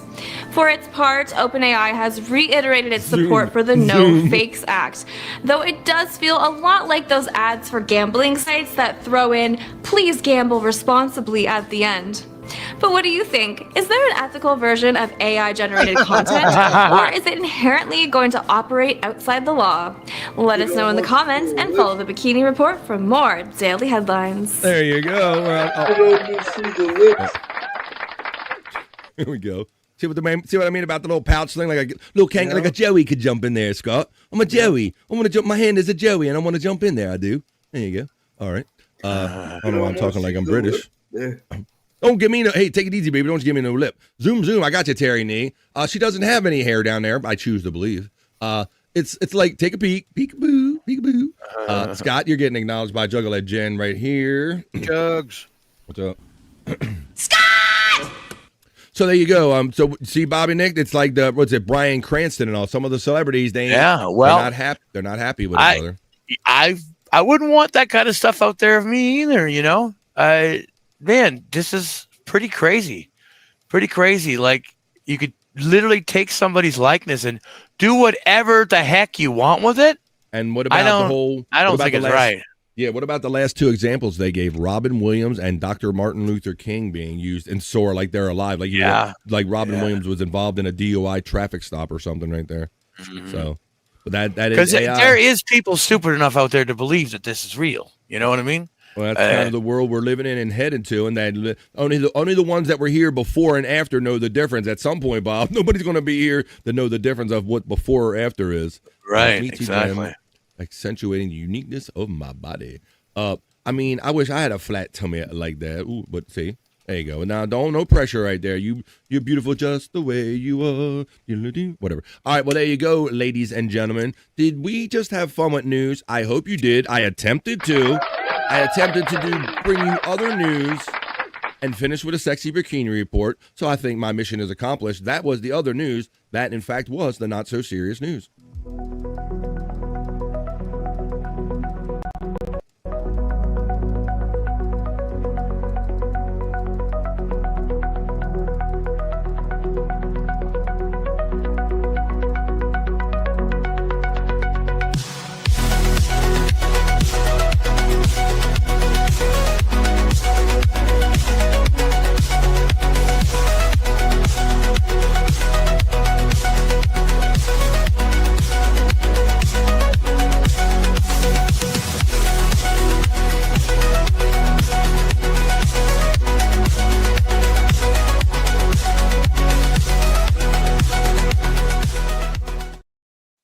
That's right, folks. That was the Not So Serious News 127, where I'm coming to you from the East Coast of the United States, almost exactly halfway through a 3-hour episode of BF Live The Vibe, stream show 406. So, yeah, Scott, you want to ask something? You want to go for the pistol? Yeah. All I got right now is a black screen. So I'm going to turn it off. So after the pee break, I'll be trying to jump back in. All right, well, that's a good time. Scott, you can jump out now because I am going to take that piss break right now, bro. I'm not going to stretch it another 3 minutes. I'm just going to let everybody know that we're going to take a halfway through the show pause for the cause right now. This is a chance for myself and you, everybody else here, to go do just that. You can grab a drink, grab a smoke, grab a snack, grab a friend, and tell them that we're not waiting to the end of Thursday to have fun and positive vibes. We're doing it right now on BF Live The Vibe stream show 406. And when we come back, we'll see not Andrew the Giant. He'll be back with us. We'll see if Scott makes it back on the screen. We'll do the National Day calendar check. Maybe we'll go over to Perry Talk and check out what happened on with Perry and Bob Levy on Perry Caravello Live last night. That and much more. But we got to get to the piss break first, folks. It's only 2.5 minutes. Right after this 2.5-minute piss break, more fun on the other side. Grab a friend, go to the bathroom, grab what you need, but come back for more fun right after this.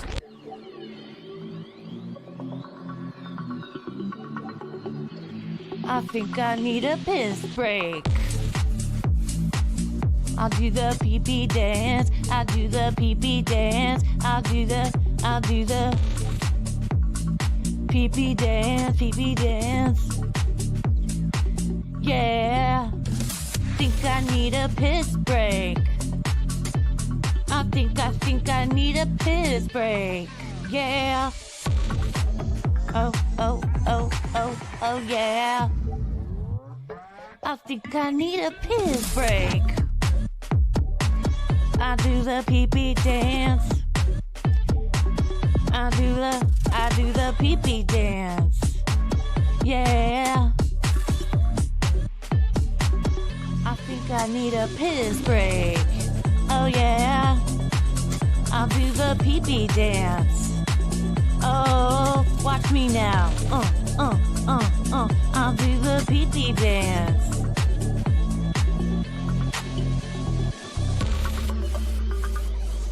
Come on, give it to me, that pee-pee break.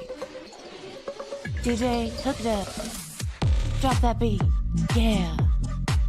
I'll do the pee-pee dance. I think I need a piss break. I think I need a piss break. Yeah. Watch me now.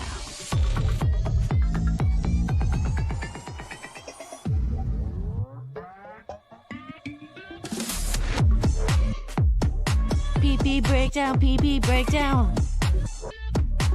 Break it down, pee-pee, yeah.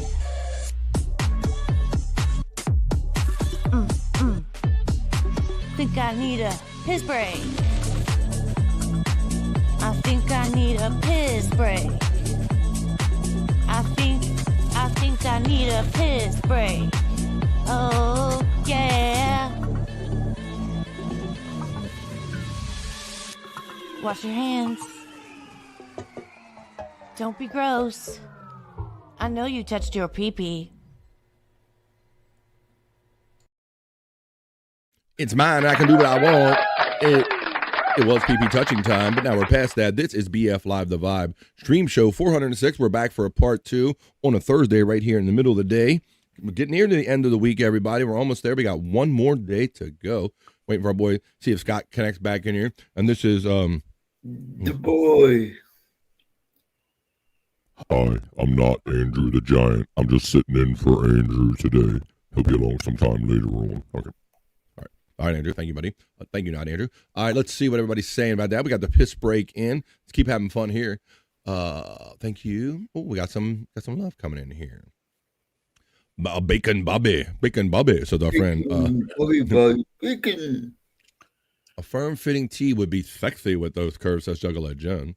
Well, they were real to me, Damon. Talking about the Bikini Report right there. Andrew just went live, said Terry Nee. He is known to do that, Terry Nee. He will do that to us. I'm telling everyone to go over there. Go over to BF Live. Scott, did sunglasses magically show up yesterday? Yeah, I did never ask him how he replaced his sunglasses. I'll have to see if he tells us when he gets back. But yeah, I text Stormy, Dad broke his glasses. Yeah, he gave them the other day. Oh, maybe that's how he got them. Juggalette Jen, thank you for being a member defender. Between you and Pika and adding a member every day, thank you very much. I appreciate.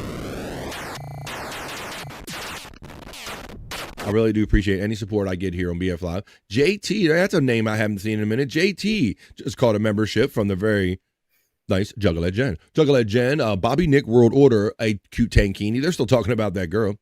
Good, I will get you shared out on the Discords then. Thank you, Juggalette Jen. I appreciate that. All right, well, let's keep having fun here. I'm going to run I'm going to run this right here. This is one of those, Bobby and Scott's not here right now, but I'll run this anyway. I like this. Yeah. Bobby. This is that guy, that Canadian guy, fuck's sake guy.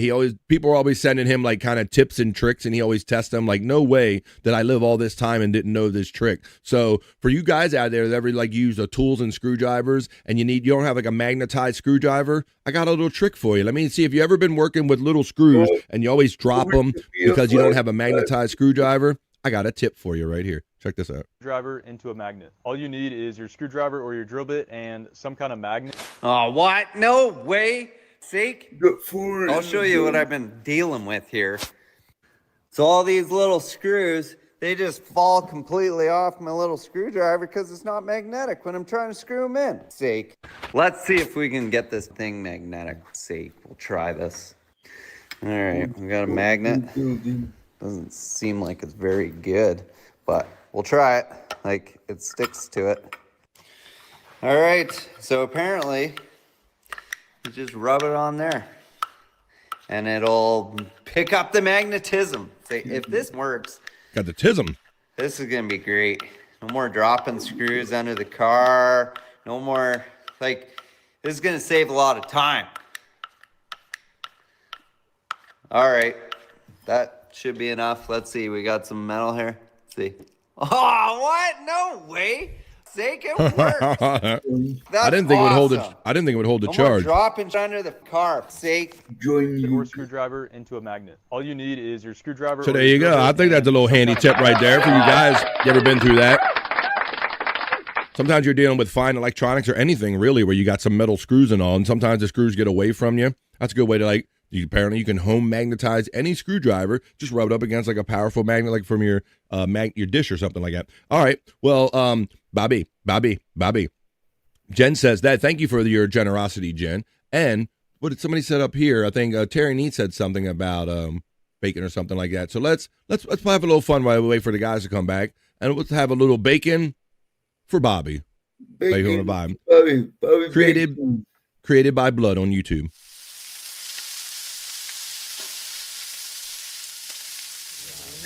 Thank everybody who came on the panel. You're welcome, Bobby. We'll be back tonight right here at Bobby Nick 1978. So You don't have to go home, but you can't stay here. bye. Yeah, I wish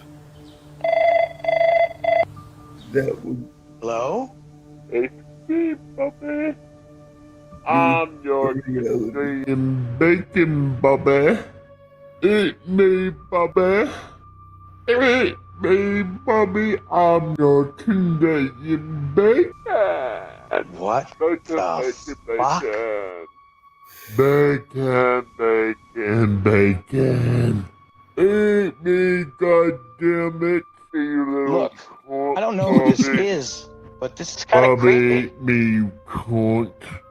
You know you want me, Bobby. You know you want No, the I don't want to eat the bacon. You know you want the bacon, Bobby. Eat me,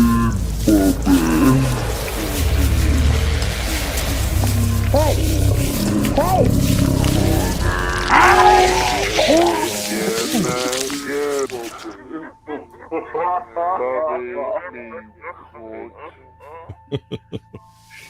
Fucking hate me.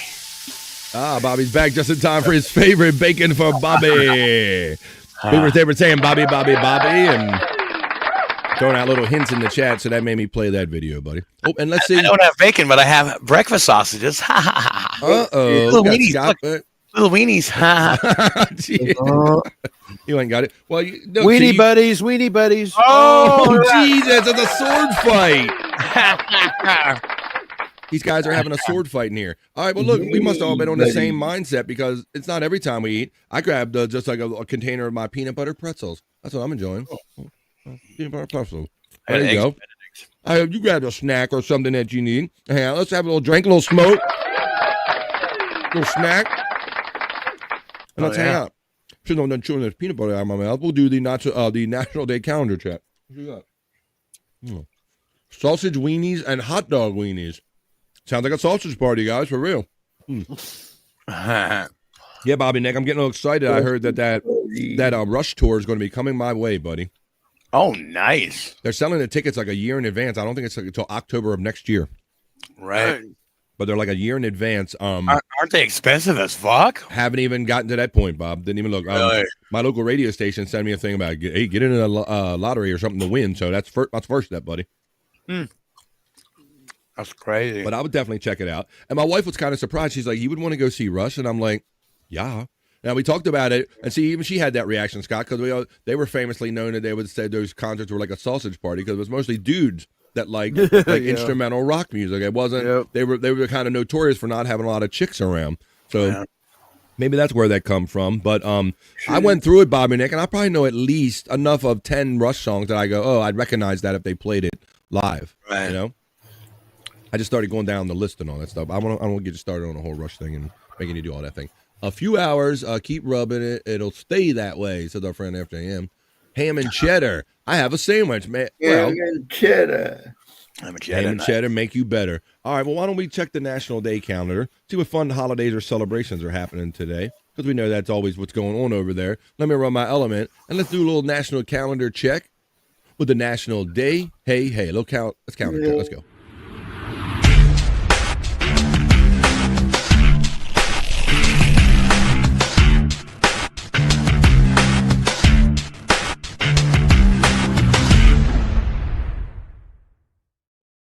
The National Day calendar, like I said, it's always a holiday or celebration for someone or something. We acknowledge those here on the National Day calendar check. It is Thursday. We're almost at the end of the week, folks. Thursday, October 23rd. We are just We're just now inside of a week before Halloween. Everybody's going to get their candy on and all that stuff. But let's do the National Day calendar check for the 23rd. Now, look, we just did 75 of the movies from this century, Bob. You know, I was reflecting on that segment we did yesterday. It was fun for me. I hope everybody enjoyed that. I enjoyed it. It was fun because, you know, I'm not the biggest horror guy, but I like talking about things that interest other people. And I just thought that the segment it seemed like everybody enjoyed talking about that. Well, today, in relation to that, I guess, today is in fact National Horror Movie Day. Nice. Today on the 23rd, just before Halloween. It's also National Boston Cream Pie Day. Oh, yeah. Habba Boston Cream Pie Day. Swallows depart from San Juan Capistrano. That was one of the first things of migration I've ever learned probably in school or any education or anything, Scott. I learned the notion that a species of animals goes from one place to another as like kind of a habit, you know? Right. I didn't realize that until I got to a certain age of being a younger child. Then I'm like, wow, you know, that they're that keen and they can go that far. All of that. We'll talk about that a little bit with the swallows that depart from San Juan Capistrano Day. It's National Mole Day. I wonder if Perry knows that. Fuck up. Come on. Mole was a nice guy, man. Now Don, we can whatever, but Mole was a guy. It's National Mole Day. What Avogadro's number? Oh boy, I might need a lighter before long. It's National TV Talk Show host. Hey, everybody, it's National TV Talk Show host day here on the Vibe on the National Day calendar check. And look at this old thing. It's an iPod day. Are they even still around? I think they used them a while back. Yeah, let's see what iPod Day is about, Bobby Nick. Our first thing, check on the National Day calendar. On October 23rd, we celebrate National iPod Day. A day that marks a pivotal moment in technology and music history. While we honor the iconic device, yes, you're right. We also I'm sorry. Yeah, right. We also celebrate the groundbreaking idea it unleashed, the power to carry an entire musical world right in our pockets. It's a day to remember the vision of the innovators like Steve Jobs, whose work forever changed how we connect with sound. So now, Bob, I imagine everybody's just doing this on their phone if we're doing portable music nowadays, right? Right. But yeah, I never really got into carrying music around. I guess because I don't really go out. But I mean, that's kind of a requirement. I think these devices kind of killed the record industry, along with a lot of other things, It definitely forever changed the way we listen to music, Bobby Nick, because I think I explained the other day that my daughter heard like one Beatles medley of Paul McCartney songs or a Beatles medley and thought that they were all separate songs, that she never heard them played together. And I'm like, no, if you listen to them on the album, they all flow from one different song to the other.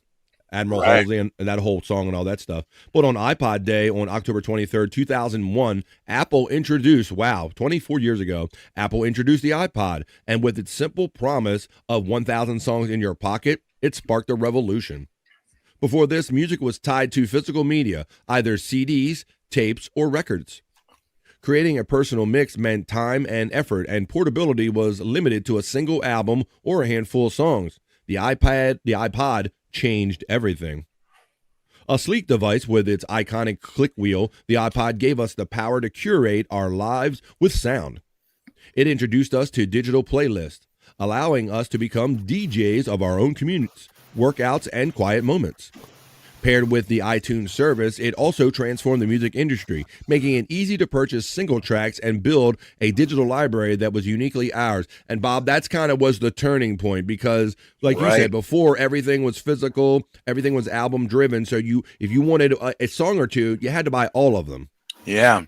This a la carte thing really just changed. Music. Yeah, like you were paying 99 cents for one of these songs when you had to buy an album. Or like what? At least $15 probably. Like maybe 15. Some older ones on sale. Mm-hmm. But I mean, yeah, man. Yeah, I think it really put a dent in what was going into the creators' pockets. Right. It not only changed the industry, it did forever change how we take in music and listen to music, what our expectation was. Like you said, you could make your own playlist, and now these are the days we live in. This YouTube algorithm has got me. It really knows me very well, and I really like that it brings me songs that I didn't pick and I wasn't anticipating. I like the surprise of it.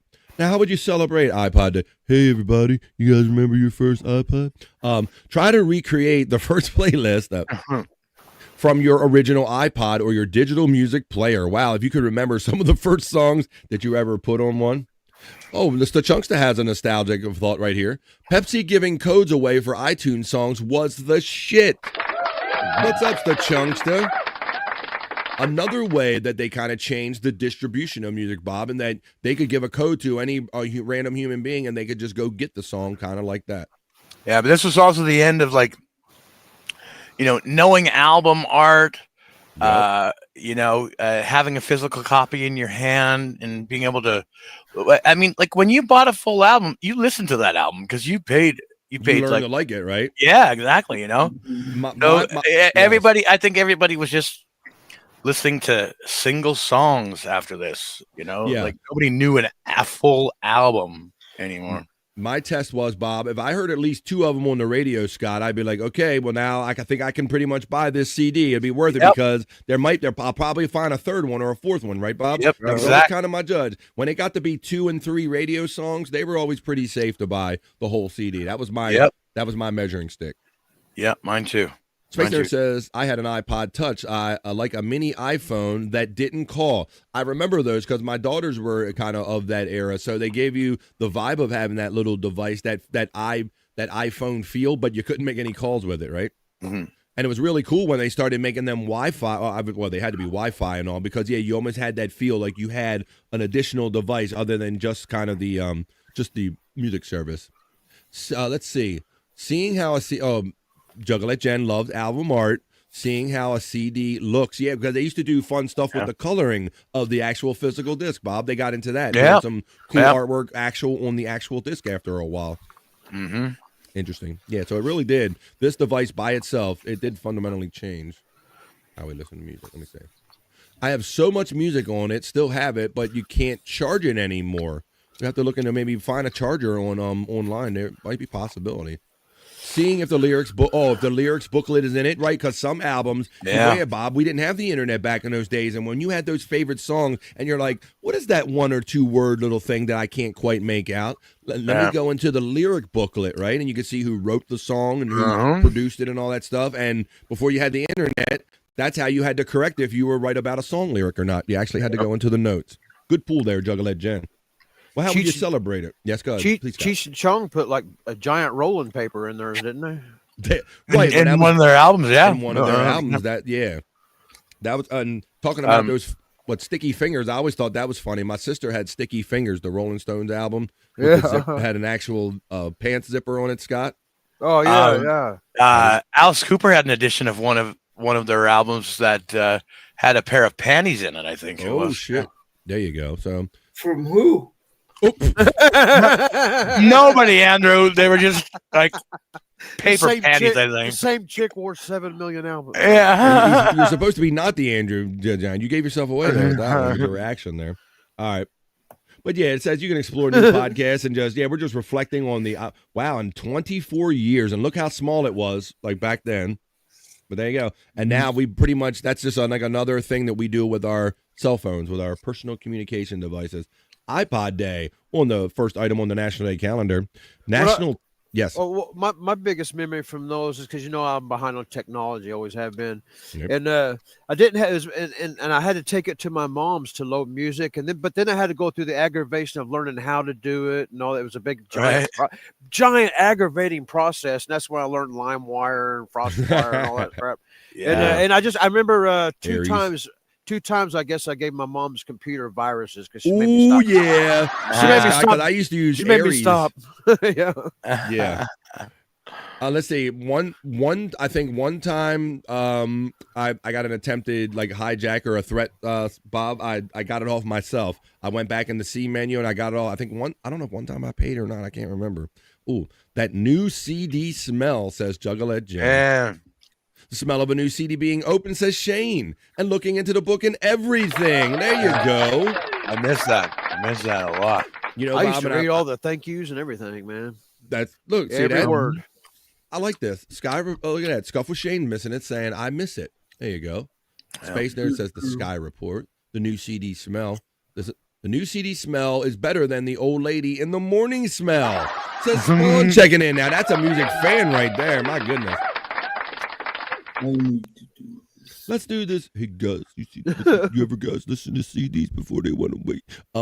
Let's talk about the Swallows going back to Capistrano. The Swallows depart from San Juan Capistrano Day on today, October 23rd. And like I was saying earlier, I was always intrigued by this, knowing that I didn't know that animals had like a sense of like calendars and stuff when I was a younger man. But the Swallows depart from San Juan Capistrano Day on October 23rd. We observe a natural spectacle steeped in legend and tradition on Swallows depart from San Juan Capistrano Day.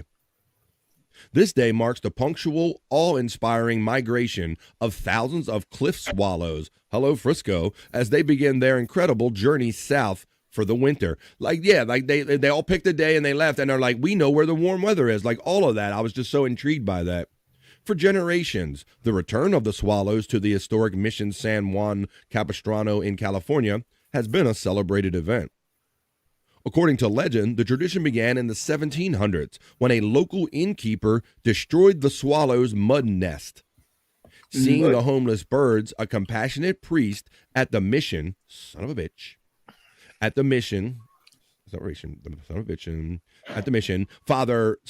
Father St. John O'Sullivan welcomed them, saying, "Come on, swallows, I'll give you shelter."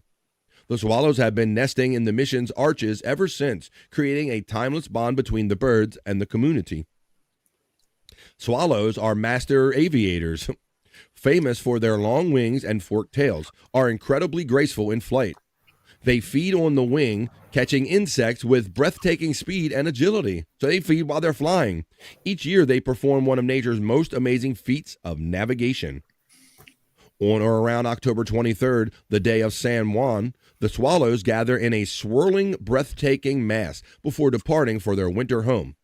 A 6,000-mile journey to Goya, Corrientes, Argentina. Then, with what seems like clockwork precision, they return to the exact same spot in San Juan Capistrano on or about March 19th, St. Joseph's Day, to the delight of locals and visitors who gather to welcome them home. So that's what I've always been fascinated by, just the amazing, just what nature builds into them, the timing and the precision that is nature, that is swallows depart from San Juan Capistrano Day on the National Day calendar. Now, Bobby Nick, I like me some Boston cream pie, my friend. Oh, me too.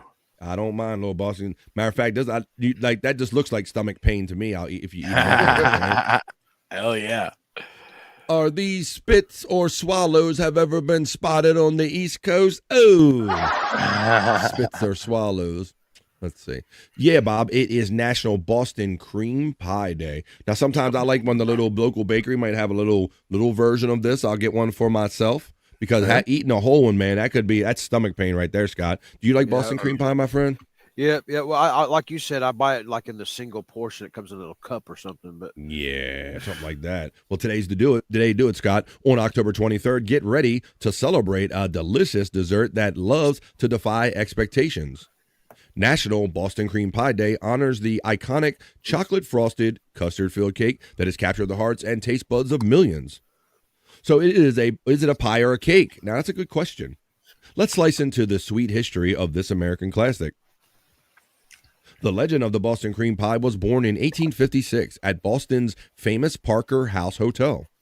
There, French chef Monsieur Augustin Francois Anzin created a masterpiece by layering 2 rounds of golden sponge cake with a thick, velvety vanilla custard.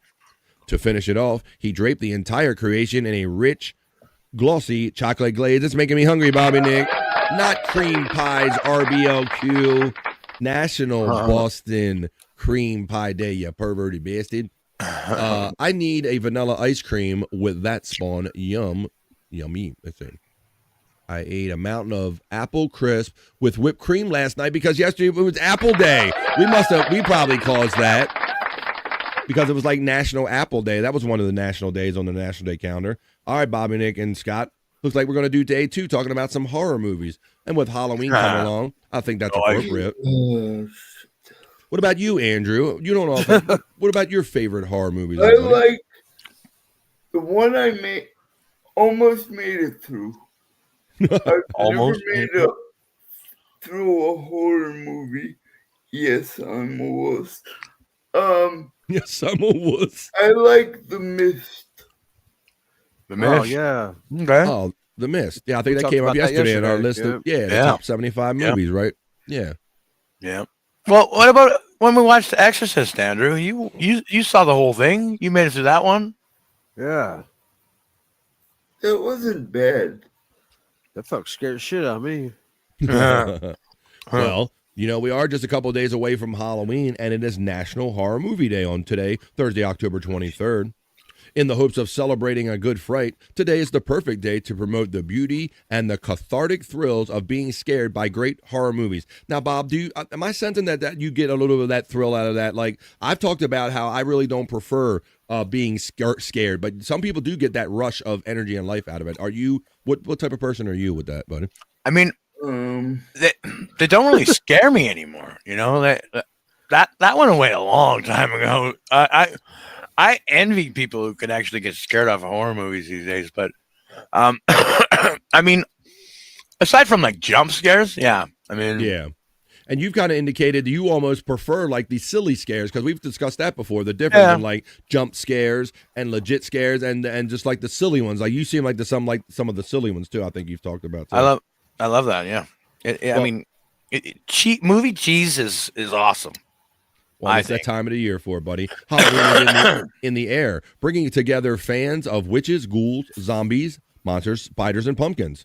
Stores are filled with everything Halloween fans love. In fact, Halloween is a time when an abundance of horror movies are available for viewing in theaters and on streaming apps. Now, I think, didn't Wendy say that there's certain people, like Christmas movies, some people sit down and they watch some horror movies during this time of the year. Do you go at any marathons, or you go for any movies for Halloween, Bob?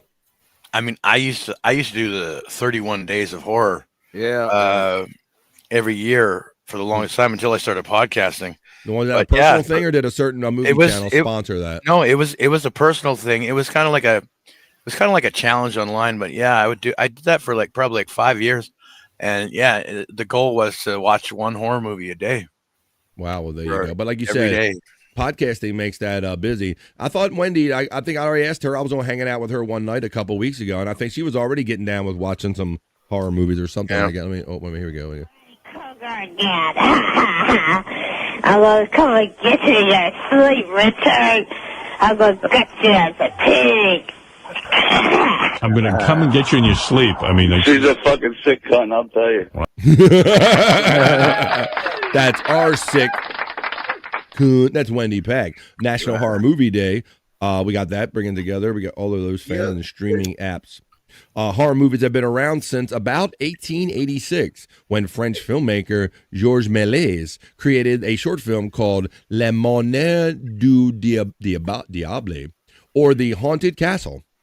The film was a mere 3 minutes long and included witches, demons, and special effects that created supernatural occurrences.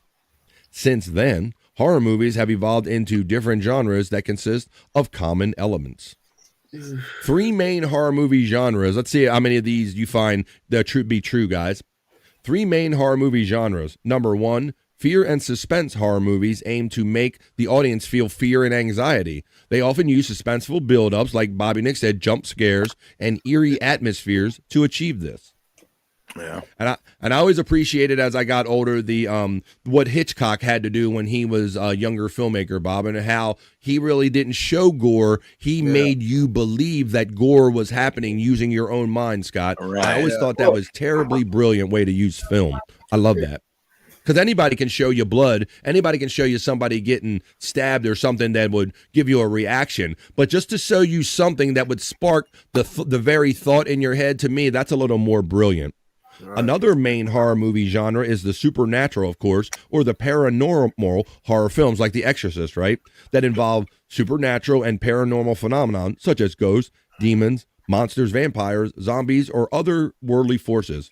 These elements often serve as source of fear. Now, Scott, you talk about, like, I was a young boy when the original Linda Blair Exorcist came out, and to me, that was like legit Satanism in my mind. Yeah, man, it was me too. I was probably exposed to it way too young, is why I got it.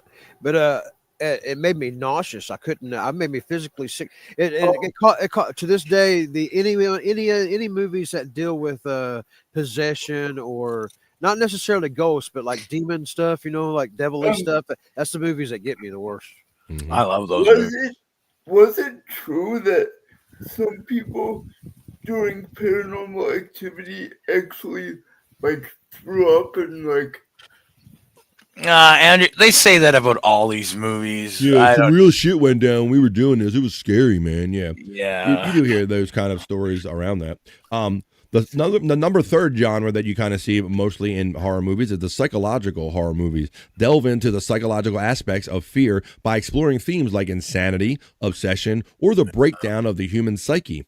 Movies like Psycho and The Shining are examples of a psychological horror. Yes, Andrew. I think schizophrenia is actually a real life horror film sometimes. I believe it is, Andrew. You think they're haunted? You think they're haunted, Andrew? Is that what you're saying? Like a horror film in your head. Well, yeah, I would imagine. All right. Well, this next one on our National Day calendar check-in, is National Mole Day. We thought Perry might be excited about this one, but I don't think it's the mole we're thinking about. We'll eliminate any visions of a burrowing creature celebration immediately. National Mole Day recognizes a special number in chemistry. Chemists and chemistry students mark the occasion each year on October 23rd, which is today. More specifically, the celebrations take place between 6:02 a.m. and 6:02 p.m. in this 12-hour period. In the United States, the time and the date are written 6:02 and 10/23.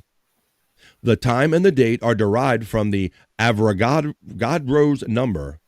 Avogadro or avocado, Bobby? That sounds awful lot like avocado. Oh, yeah, it does a little bit. Sounds like an awful. Making me nervous. Jesus. Sounds Sounds like an awful lot like avocado. My stomach is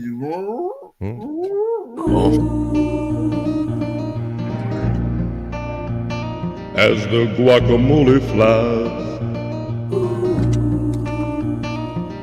on a cold and gray Alberta morning, the mailman just brought Bobby something avocado. Not avocado. And Bobby Nick cries.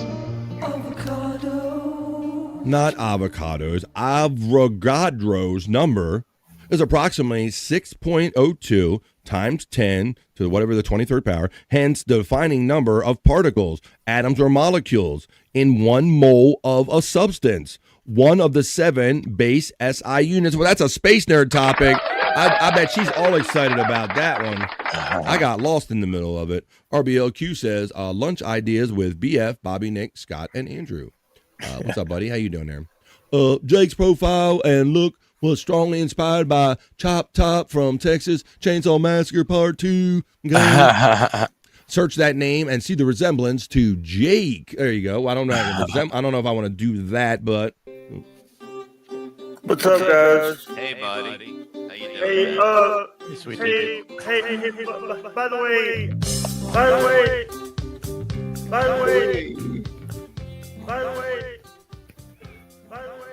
Avogadro.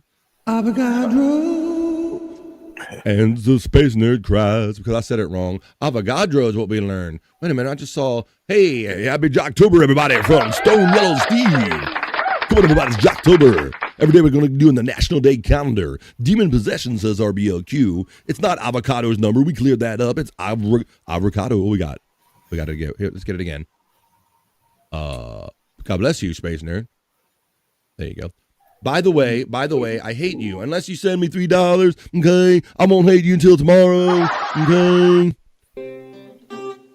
What's up, guys? Sounds like you know somebody very well there, Spawn. Okay, let's do, so we did that Avogadro's number, I guess, right there. It's a chemist. It's a nerd number. Let's do the last one here, the national... Hey, everybody, it's the National TV Talk Show Host Day on BF Live The Vibe. On October 23rd, get ready to go live before a studio audience on a National TV Talk Show Host Day. Created to pay tribute to TV talk show hosts and appreciate their unique form of humor, entertaining stories, spontaneous wit, and timely political jokes. Talk shows come in a variety of platforms. Daytime talk shows provide a combination of current events, health updates, technology, and news and entertainment, and some of them just smoke weed like BF Live The Vibe. Hey, guys, is there anything come to mind when I talk about like talk shows, daytime talk shows, or the otherwise? That they're going away. I think eventually, like, they're just not going to exist anymore. Seemed like in the 90s, every celebrity had one. The Ricky Lake Show, the Jenny Jones Show. I mean, and then you got Oprah and Ellen's and Christ, we can keep going. Kelly Clarkson has a show. High pitch? Who's high pitch? This is Kelly Clarkson show. That's right. She even has a show that I see come on like late at night when they replay it at night, Bobby Nick, and I'm going to bed.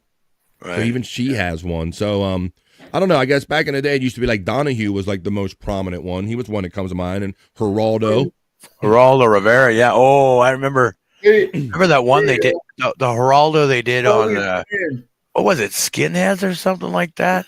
Broke his nose. Oh, the fight broke out. The fight broke out. And the chairs went flying. Yeah, the skinheads threw the chair in his face, and he broke his nose. That was a classic. They had that Satanic Panic episode that was really popular as well. Yeah. You know, like just talking about all the connection with that metal music and to Satan and how the kids were being affected and stuff. That.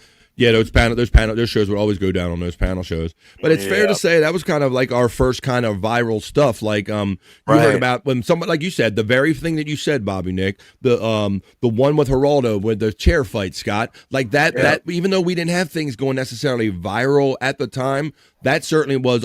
They were in the news. They wanted us to be a buzz, right? Like we knew all about that shit, right? That was like.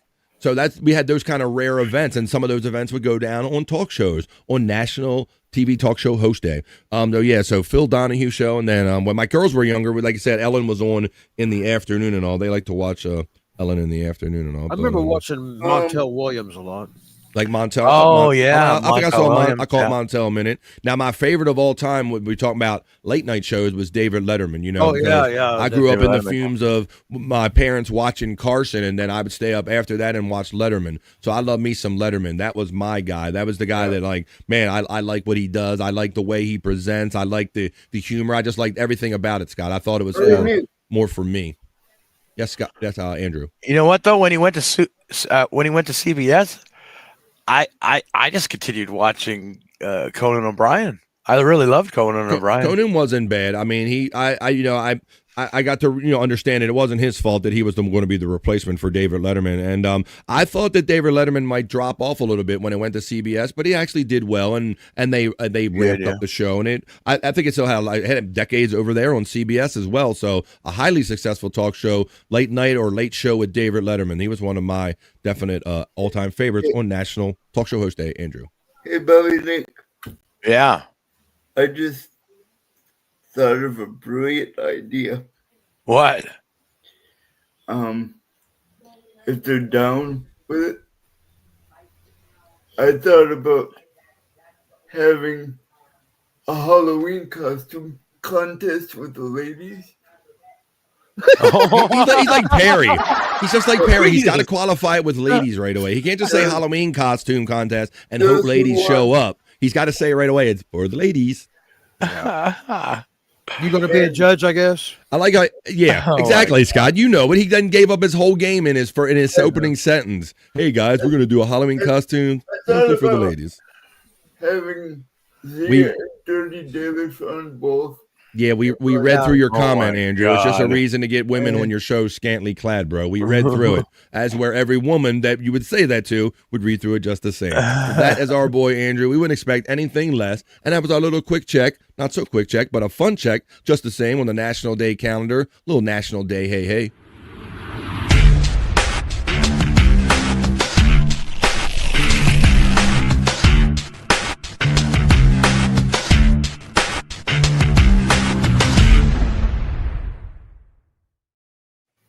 Having fun in the midday on BF Live The Vibe, 10 minutes into hour number 3 of what is typically a 3-hour show. Thank you for being here today and every day. It's Thursday, folks. We're almost at the end of the week. Yes, Andrew. Where is TwitchCon? Because I thought about going. I don't know. You I have to get your research department to look it up, Scott. Now, Scott, when I was younger, dare I say, I would always see these kind of ramps or trucks on the side of the road, and I think everybody had the same notion. If you saw one on the highway, what if I just pulled up on that sumbitch right here? Well, here's a guy that did just that. So let's see how it turned out here. Let's just pull up on that sumbitch right here on the vibe.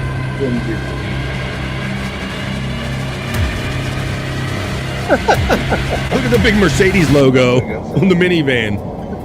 I want to drive up that. It's looking like they're rocking a Caravan and they got a big oversized Mercedes logo on it. Scott. First thing I noticed, now there's the truck on the side of the road.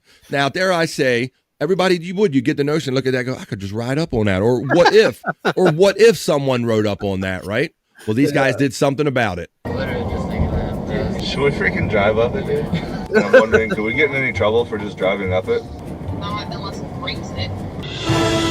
Not unless it breaks it. There you go.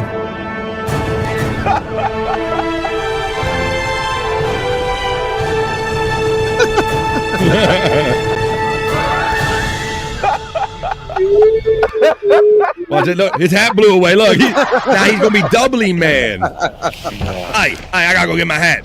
Hey. It's the off ramp, right? That's an off ramp. That's a semi-truck and trailer. Okay. This is a breakdown zone. There's got a sign there bigger than your car. It says breakdown zone. Oh, my bad. I got confused. Man,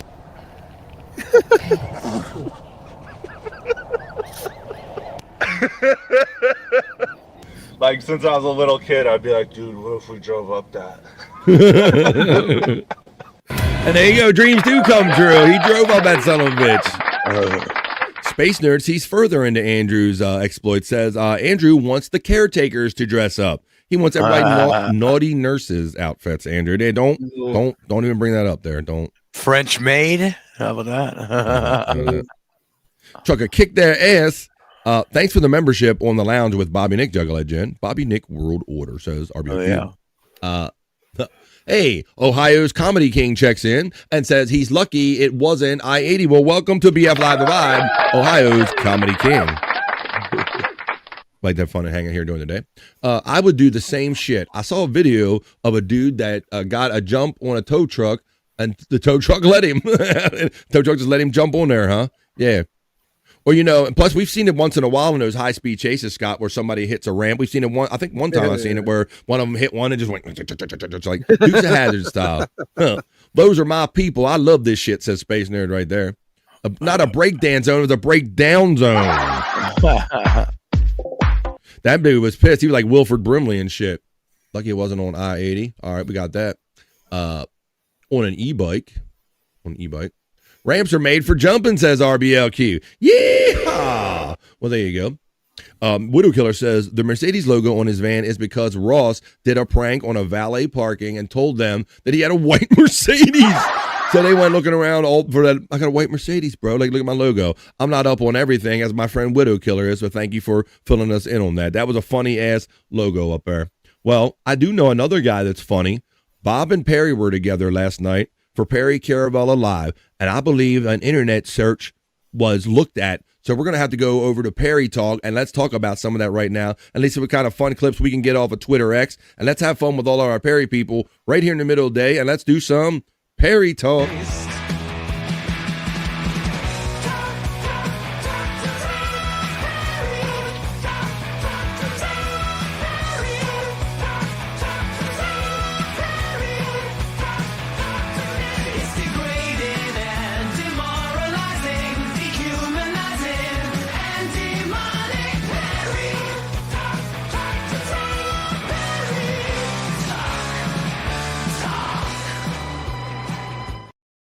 Perry Talk. Thank you, Tom and Jim, for letting me use the ring camera outside apartment 102 because Perry wasn't going to, but I got my eye on him, making sure he ain't trying to sneak out and see Reve, or maybe Reve's kids are going to come over. I'll know.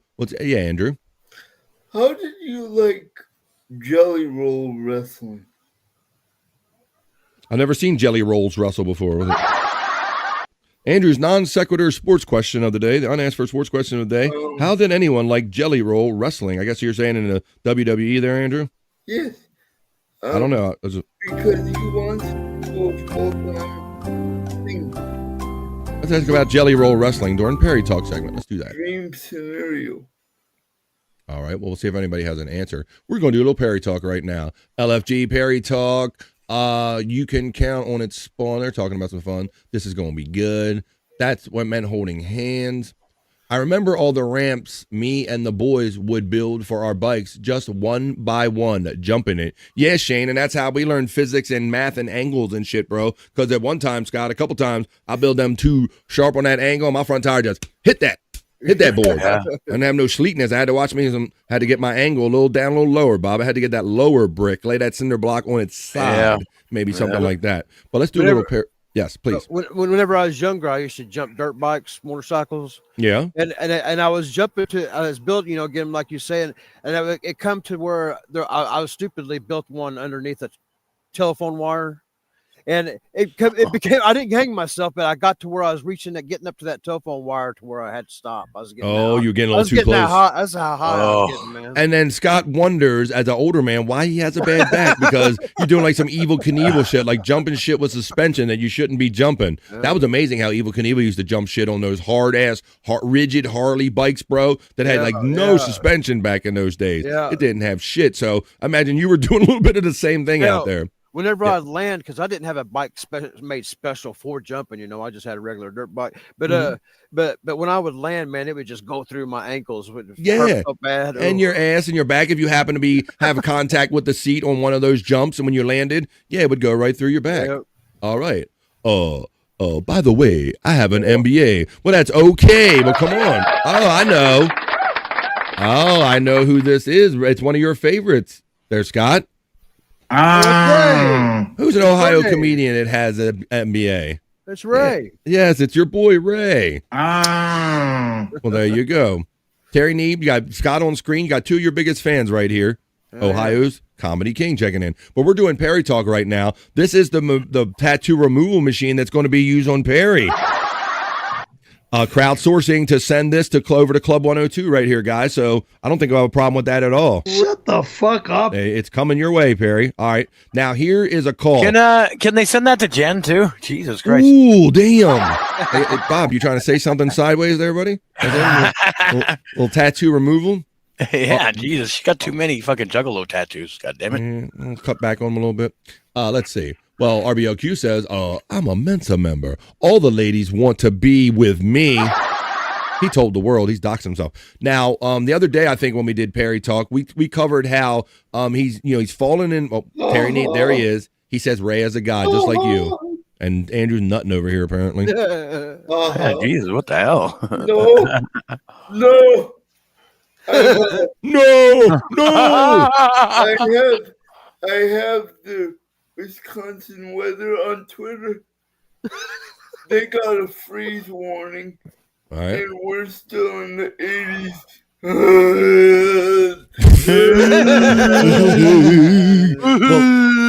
Well, so far we got a sports report and a weather report in the middle of Perry Talk. All right. But I want to reflect on the other day when we were doing Perry Talk and during the Media Share Monday, Reve's kids showed up for Media Share Monday and said that they was coming over, right? Let me go back to that. I think that's still up here. Let me find when the kids showed up for Media Share Monday. Yeah, here it is right here. Let's do this. And I'm going to tell you, then Perry was a little concerned about this after I played this video, and he called Tom, and I'll play the call after he saw this video. Yo, Pogo, it's me, Malcolm Nichols, Reve's son. Listen. Oh, baby. I invited my children to come with me to California. So I like how they say Rive. It's okay if we all go together and meet for Thanksgiving. I can't wait to see you. I can't wait to see you as well. If you want to see me before Thanksgiving Day, please. Yo, Pogo, it's me, Malcolm Nichols, Reve's son. Listen, I'm bringing moms and the rest of my 8 brothers and sisters for Thanksgiving, so you ain't gonna be alone, you heard? Keep it bootylicious. Yo, Mr. Percy, what up, player? I hear you inviting my moms and all us for Thanksgiving and giving me a Corolla. Appreciate you. Tyrone Nichols, out. Yo, I know you want to get with moms, but like you have a better chance if you buy me some formula, some Pampers, and some scratch-offs. I'll put in a good word with moms for you then. Rive. If Hey, she Pops, was it's me, Tiffany married, Nichols. the Thanks for last the invite name for would not Thanksgiving, be but I would Nichols. appreciate you just send me the money instead of buying me a plane ticket. I could really use the money. Yo, Pogo, can't wait to meet you.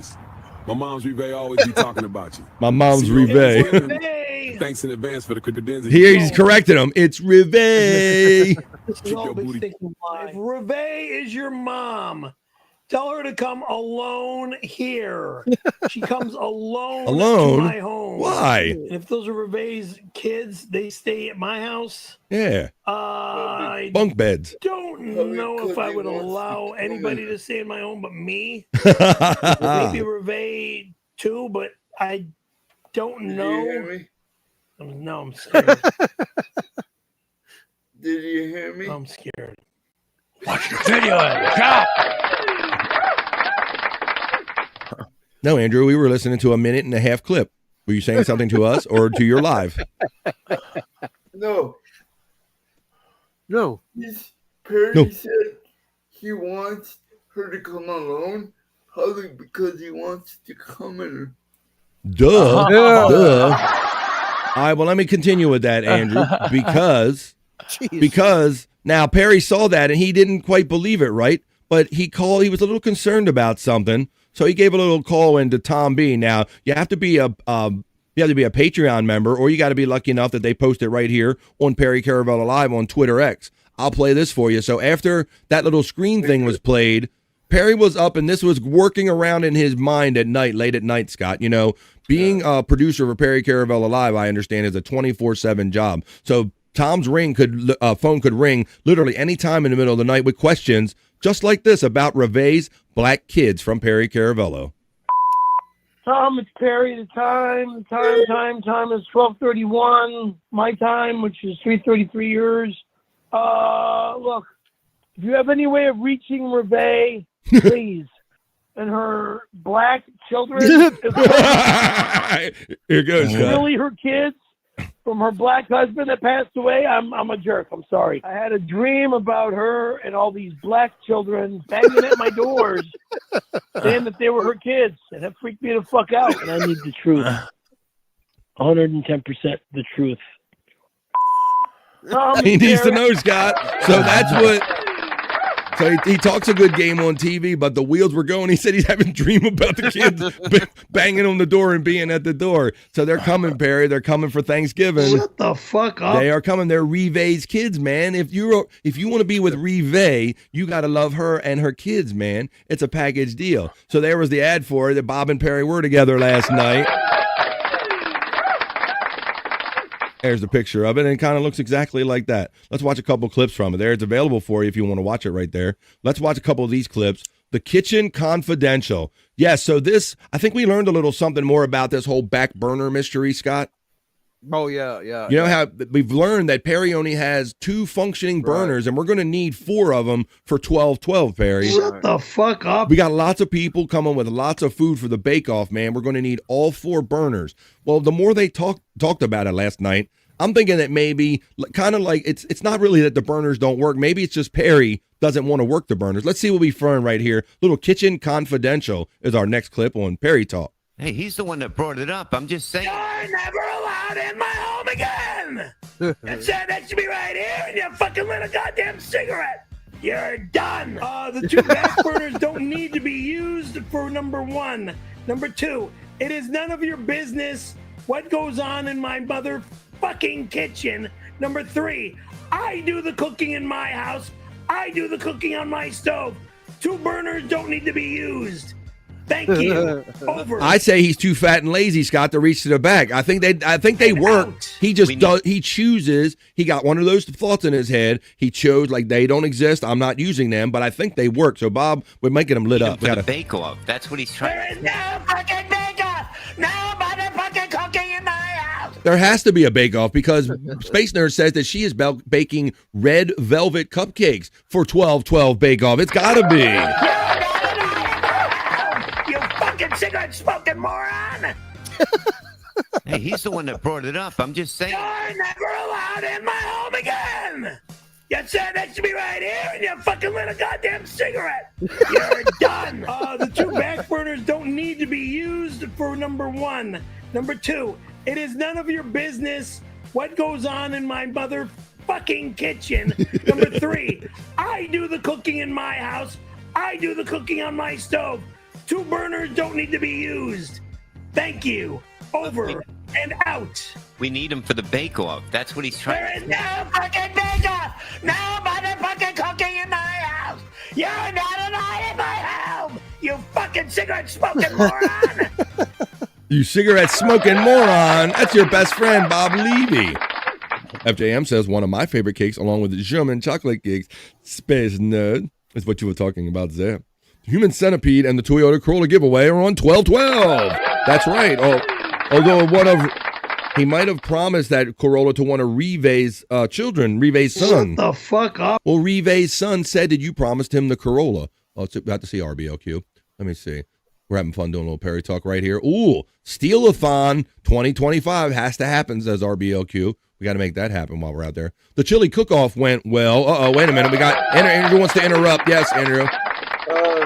Does he even cook? You even cook, bro? Is there evidence of that? He cooks on a George Foreman occasionally. He cooks in a pot, Andrew. Yeah, he does. He does do a little cooking. Reve's kids get that garbage car, says RBLQ.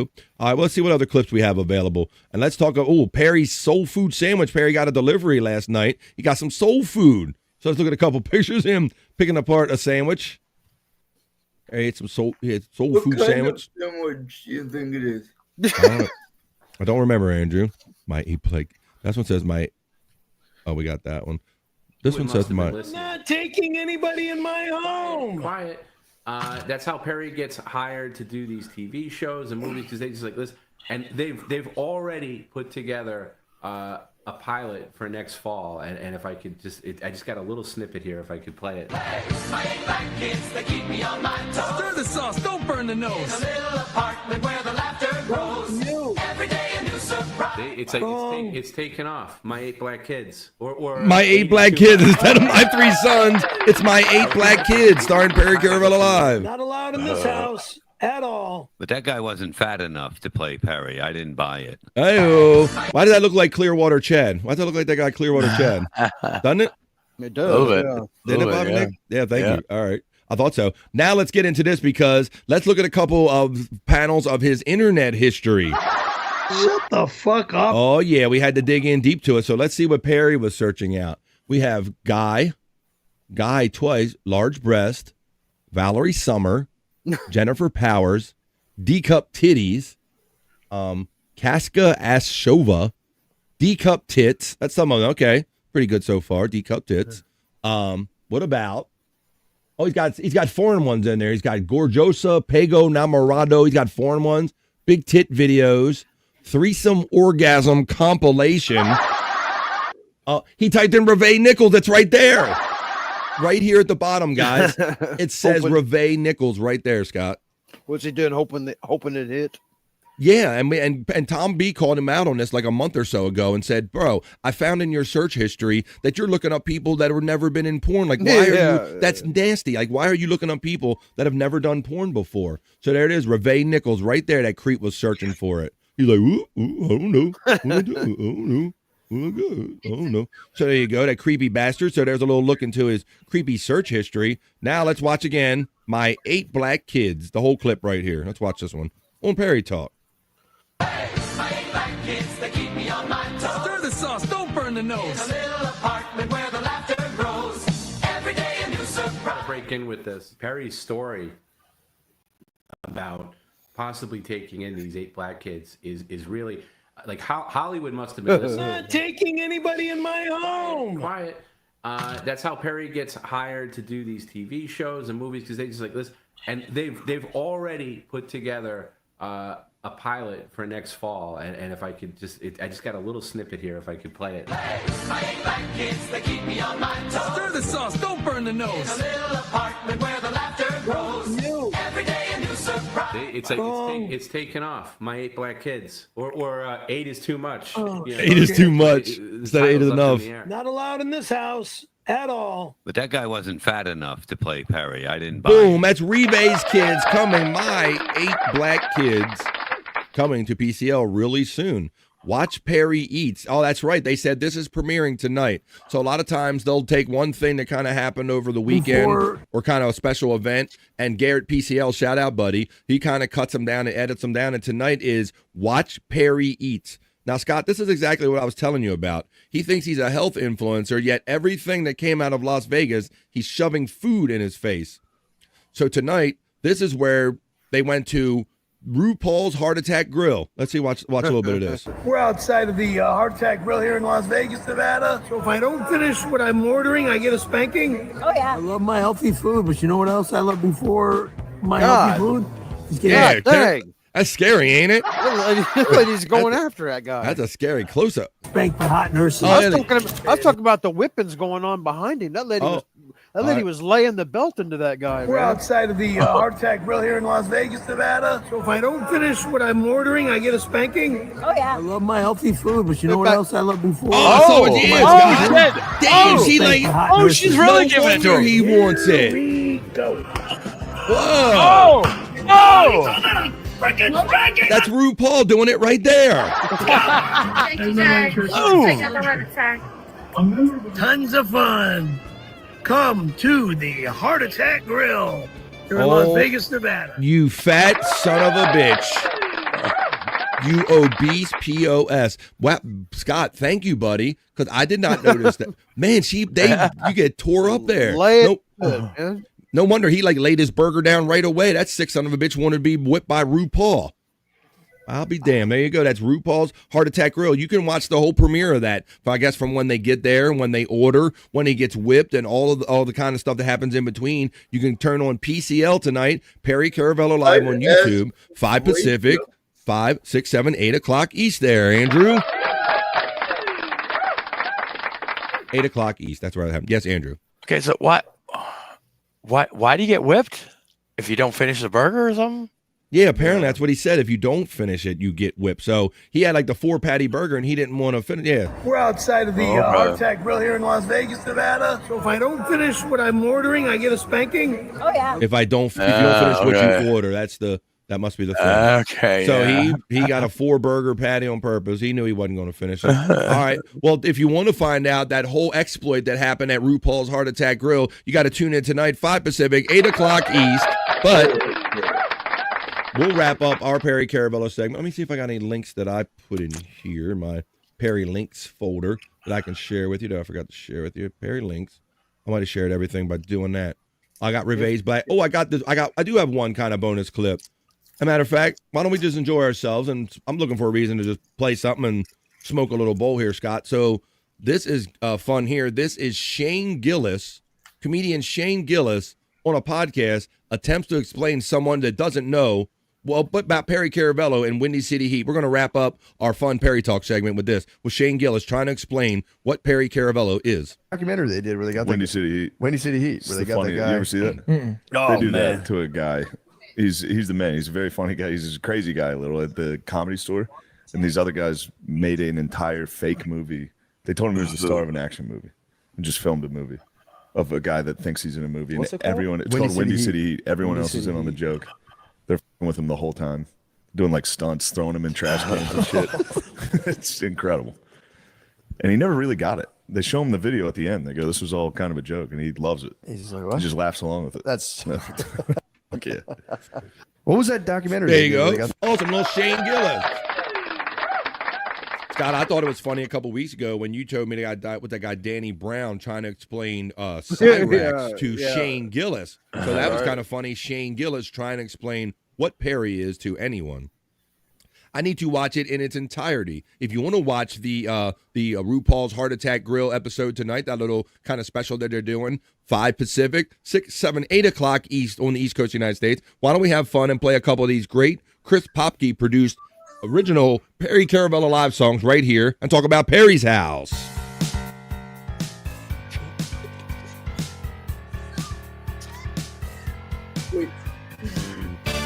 My house. He's not allowed in my house. No one's allowed in my house. Unless I allow them in my house. Then if I allow them here, they're allowed my house. My house. Then they're allowed. Go to hell, Jagoff. And, you know, even though Perry resisted, you saw that they did the show last night, and I don't know why he just keeps resisting being best friends with Bob. They're best friends, Perry. He is your best friend. Why can't you be friends?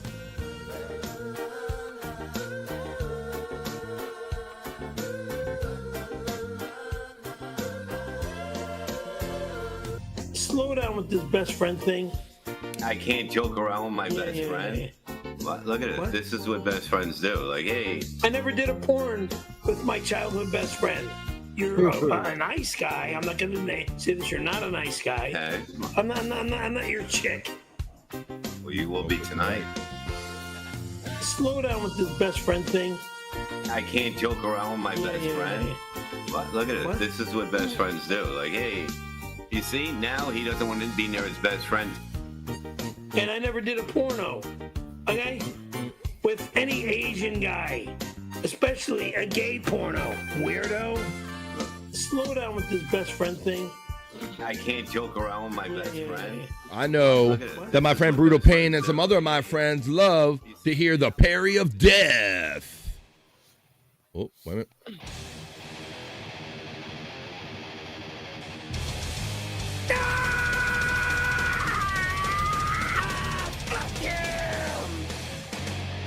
Thank you, Chris Popke, for all of those great original tracks. Thank you for letting me use the camera, the Ring Camera outside Apartment 102. Check in with us next time right here on BF Live The Vibe when we do the next edition of Perry Talk. Talk. Perry Talk. Perry Talk. Talk. Perry Talk. Talk.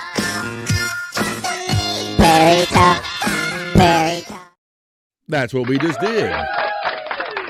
We just did Perry Talk, as a matter of fact. And we're here on BF Live The Vibe. Yeah, Scott, somebody had some questions about how you acquired some new glasses. They were curious because they knew you broke yours the other day, famously stepped on them, right? Yeah, and but I had a backup pair that was also broke, so I got to. Right now, I'm wearing those, and they're just one. All right. Damn. We got to contribute to this. Scott needs some sunglasses on, damn it. God damn. Get a little crooked on me sometimes. Thanks, Mandy, for always having fun here and smoking with me and having fun using the Perry, Slurpee, and Perry emojis, indicating that we're about fun and we're a little refreshing. We're a little different here over here on BF Live The Vibe. Matter of fact, I want to talk about something from the past. As we know, Ace Frehley famously just passed away. I'm not seeing any part of 3 celebrities he's dying with yet. Yes? Ace? Ace. That's right. Ace Frehley, the original guitarist of the rock band Kiss, passed away like early this week, or well, I think end of last week or whatever. Ace is one of the Ace and Gary, the ambiguously gay duo. No, Ace is a part of the most unorthodox rock band in the history of music. Ooh, sounds like he's pulling off a Spawn here, Bobby Nick. He's like doing a little read over. All right, unorthodox band. Andrew pulled out unorthodox on us today. All right, well, the reason it brought back a memory, Scott and Bobby Nick, and I guarantee. I don't think any other band till the 80s. Poison, right? Yeah, that's what Jerry need. Till that time, wore face paint and or did the Slipknot thing or any of that. All right, Andrew. Well, thank you. Before I get my next thought. All right, but what I wanted to get into, since we're talking about Ace and we're talking about rock and roll stuff, it reminded me of an old Howard Stern moment. I'm talking about my boys, Scott and Bobby Nick. Do you remember when, of course, you guys know that Sal Governale worked for the Howard Stern show, right? Yeah. I'm talking about the Sal and the Ace Frehley story. Do you guys remember what Sal got excited and what he tried to do when Ace Frehley was a guest on the Howard Stern show?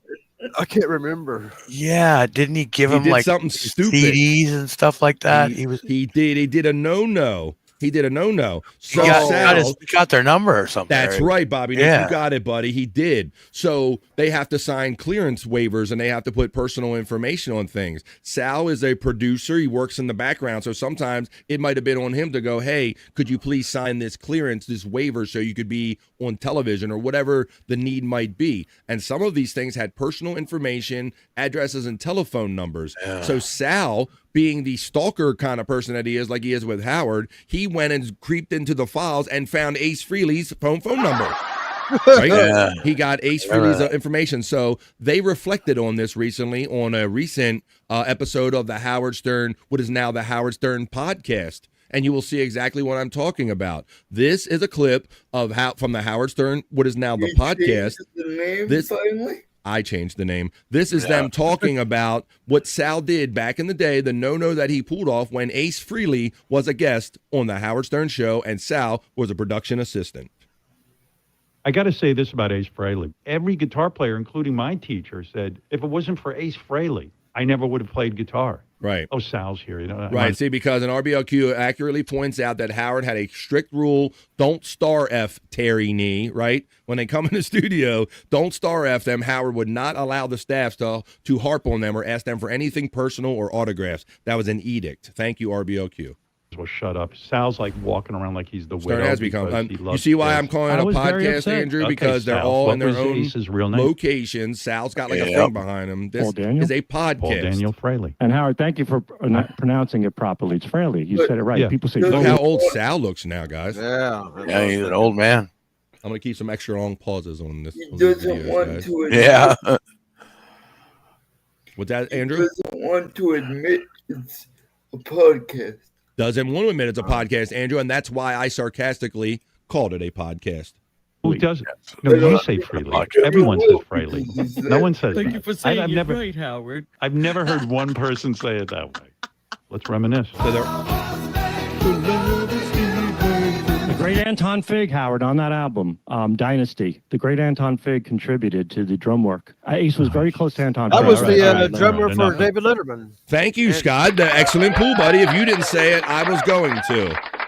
That's right. After Steve Jordan, he had a brother at first. Paul Schaefer had that guy Steve Jordan. He went out and toured, did a lot of touring concerts. Anton Fig, David Letterman used to call him Anton Zip all the time, right? Because he messed up his last name when he first joined, and he was like forever Anton Zip. Hey, it's Anton Zip. But Anton Fig was a very famous New York studio drummer, so that's who he's referring to. Here he goes. Yeah, yeah. I'll shut up. You prepared for this. Finally, he knows something, like he's never known anything before. And you wonder, too, when he's giving you facts, does he really know anything, or is he just completely... The great Anton Fig. All of a sudden, like, I'm trying to get a word out, and I hear, the great Anton Fig. On the obituary. Remind me of somebody. Okay. Really? When somebody just, like, talks when somebody's talking, that reminds you of somebody? Here's a little fact. Mike McCready from Pearl Jam. Mm-hmm. Let me ask you something, Sal. There you go. So once again, you see, like, look at, like I say, Sal is old looking, goddamn, known thing, and he's just like at his house. I'm imagining Christine behind him, like wanting to kill him, like all his kids' toys or stuff is like just he's got like the Kevin Brennan kind of thing going on up there. Let me see. Know this. Why do you have to say I'm impressed by this. I'm impressed by it, Howard. I thought he was gone. Hi, this is Sal Governale. I want to talk about Mike McCready from like a cow.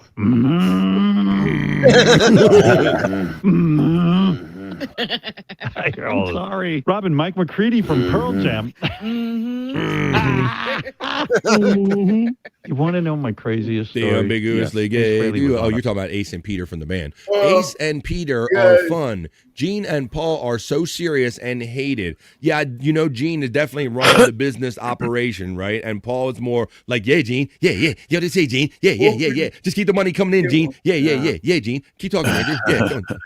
Our show. Sal comes in the room and asks me to take a picture of him with Ace. Hi, this is Perry Caravello. I'm sorry for making. It's not the first one. You do it. I will. And then Ace took a picture. Oh, no, let's go back. I talked over this a little bit. Sal comes in the room and asks me to take a picture of him with Ace. Now, just think of the audacity of that. Yeah. You're in a studio. You get to work with Howard Stern, Scott, and then Ace Frehley and guys from Kiss are the band, and you're going to go up to the star of the show and have the audacity to go, hey, star of the show, could you take a picture of me and the other star/guest here on the show? Right. It's not the first one. You do it. I will. And then Ace took a picture with Howard on his phone, and I turned to Ace and said, Ace, would you like to take a picture with me on your phone? Me and you with your camera. I thought you wanted to take a picture with me. You dumbass. Why? Why would you? So you look at Gary's like, Sal, you don't. Why would he want to picture you on his phone? 2 weeks later, we learned that Sal tried to steal Ace's home phone number from his release form. There it is. He just wanted to see what it looked like. If I did it on the He wasn't going to do anything with it. He wanted to see what Ace Frehley's number looked like. That's all he wanted, Scott. He wasn't going to do anything nefarious with it, or I would be guilty. It was laying on the intern's desk, and it said Ace Frehley. Why do you care, dude? I got to admit, I'm proud of us. We really got Sal in line a lot by locking him in his office whenever there's a guest. Anyway, rest in peace. The guy could really play, and some of the stuff that he did inspired everybody. So I thought that would have been a fun way. We could talk about Ace one more time. But yeah, you guys remember fucking Sal. I remember that, man. He got in so much trouble for that. Like, Sal, what are you doing? What's your favorite Kiss? What's your favorite Kiss song, guys? Let me see. Look at her.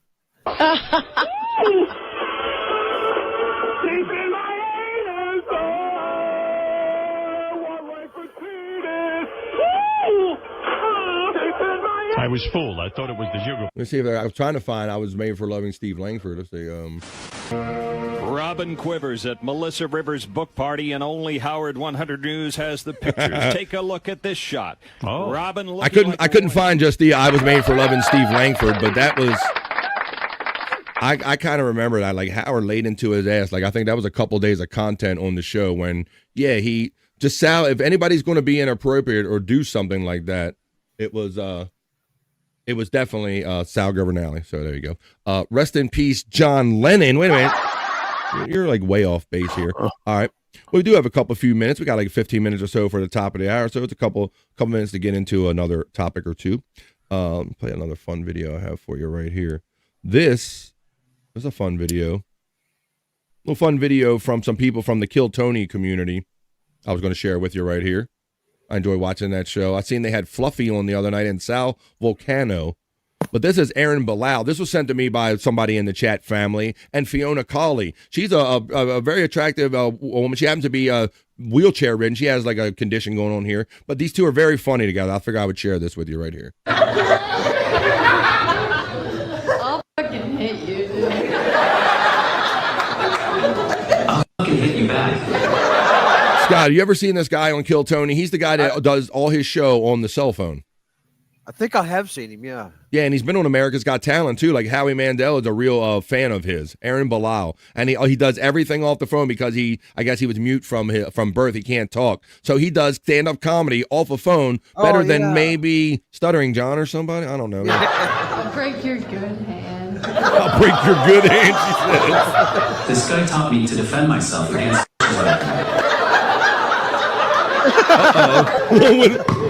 He pushed her chair. He fucks with her button. He like moves her buttons. He's like, I know how to handle you.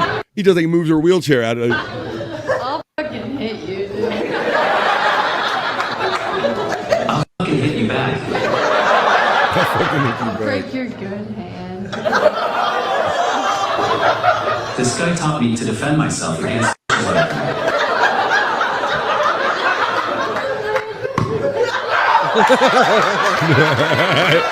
Just move this. Just move her. I know how to handle you. I'll fucking hit you, dude. All right, that's enough of that. I was looking for something while I was playing that. I can't find just that song "I Was Made for Loving Steve Langford" as a standalone right there. All I see is compilations right there. But that was funny when they made that. Steve Langford, monstrous big penis. I need it inside of me. Yeah, that was funny. The whole Sour Shoes thing. I do have some of that. This is the here we go. Here we go. We're playing the game now. I believe it's Gary's turn this time, and let's spin that wheel. And here we go. We'll be doing that tonight on Replayables. We've landed on S. Hello. This is Sour Shoes.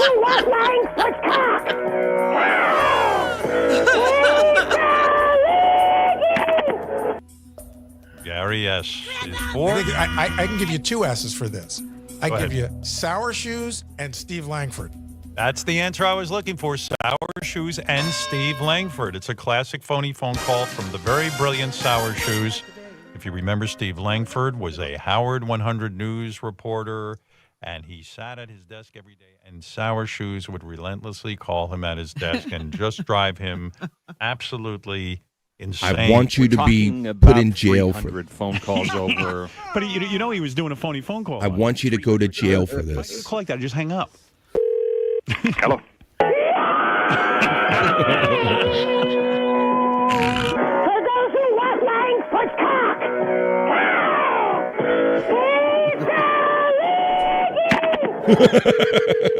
Hello.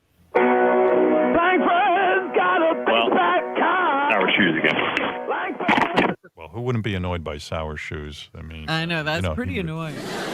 Robin, could Steve Langford have handled it differently? Is there something he could have done to call off the Sour Shoes' relentless phony phone calls? Could he have handled himself differently? I know that it was his reaction that kept Sour Shoes calling. Yes. Yeah. Yeah. But I don't know that he wouldn't have gotten there anyway because Sour Shoes was Did he widow killer? That'd be cool. Yes, but threatening to call the police was no help. Some might call it a prank call. Right. Other people might call it harassment and against the law. Steve, you know what Steve does? His legal voice. Mistake of like lecturing Sour Shoes how he's going to go to jail and everything, and that only turns him on more. Hey, can you hear me? Well, listen, I just want you to know that I want you to go to jail for this. And I would be happy to Already laughing. work on that.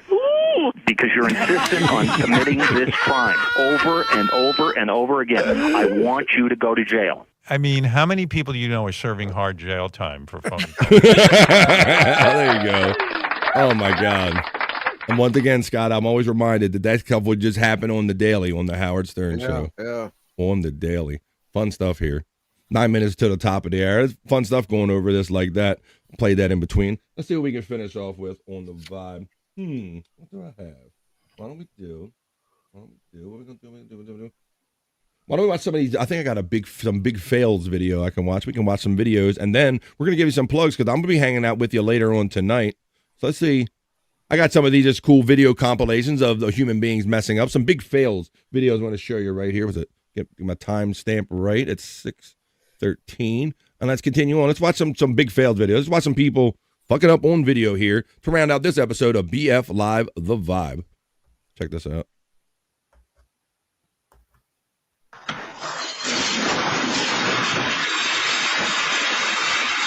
Oh, what the hell? Is that a pole? Love you.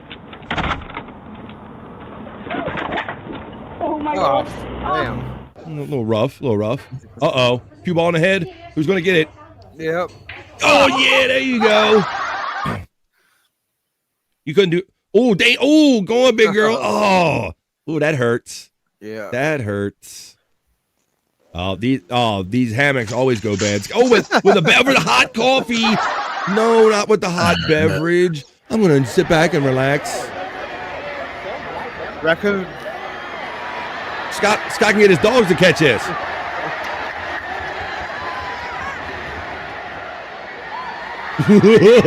Nope. Uh-oh.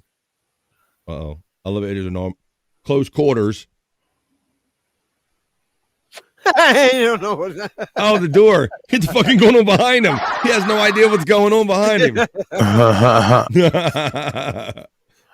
Holy shit. It's not working. I stuck in here. I can't get out no more. Look, they come to. Oh, fuck. Oh, shit. How you do that? You magician. Oh, fuck you. Fuck you. I out of here. Fuck this.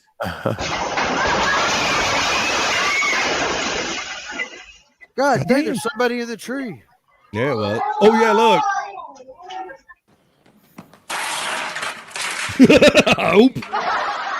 There you go. Oh, no. Oh, the door. Ooh. Ooh, that door. Uh-oh. Gonna pull away. Oh, fucking explosion. Oh, he didn't. Jeez. Little bilge fumes. They look like they had the bilge fumes. Elevator not working.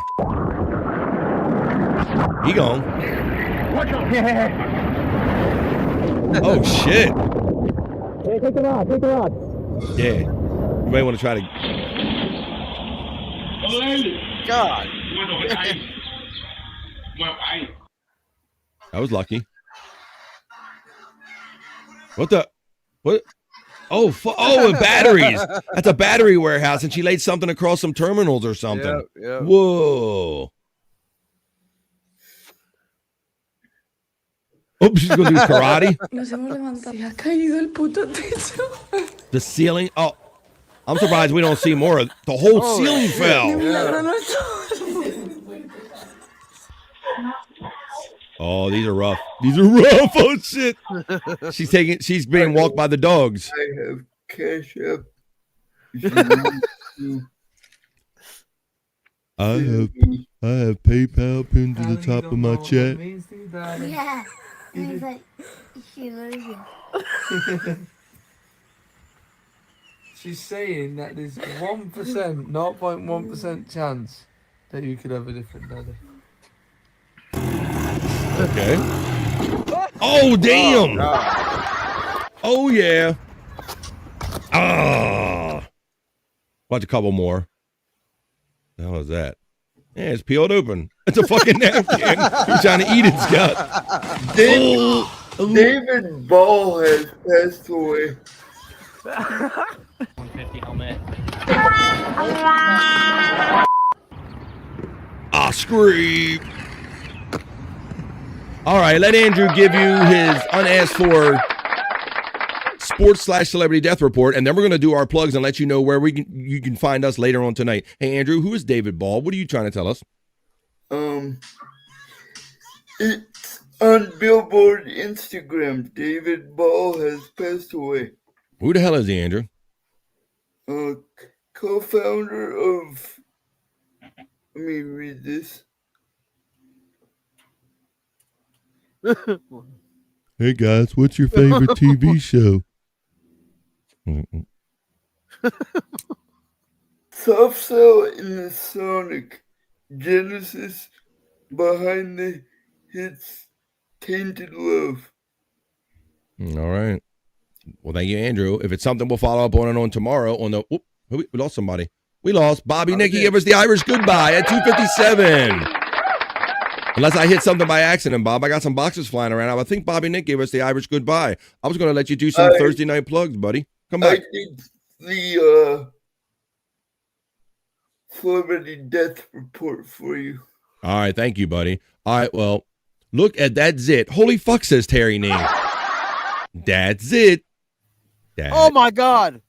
That's it. Oh my God. Look at the corner of his nose. You need some Clearasil put there, brother. Something like that. Me? Yeah. Oh, Yeah. Jesus. I can't believe I didn't see that sooner. Yeah, Scott, you're the observation guy. Damn. No one know you had the light off. Nah, Scott put it together. Whoa, there she blows. It's a big one. All right, we'll keep it. All right, buddy. Booger rash, says Terry Nee. Probably accurately so. We will see. All right, I don't know. I'll throw that out there. Rest in peace, Kurt Cobain. No. Space Nerd's asking me to throw out the link to RBLQ tonight. Let me talk with the boys and see what's happening after I'm done this show. This has been a fun show, I hope. Thank you. Thank you, anyone and everyone that just hung out with us for the last 3 hours right here on BF Live The Vibe. It's 2:58 where I'm coming to you from on the East Coast of the United States. He's going to do his death report in the middle of me literally signing off my show.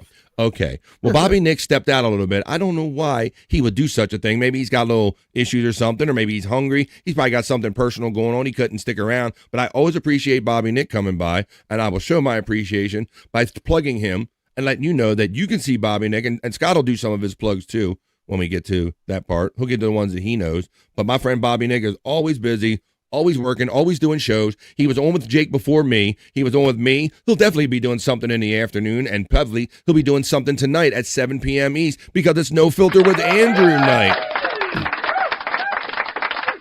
But go on Bobby Nick's channels when he's hanging out, and I think Scott might have some information on some of his In the Lounge shows, but it's Bobby Nick 1978 on YouTube, and he simply goes by The Bobby Nick Show on Rumble. Always support our friend Bobby Nick as he supports us.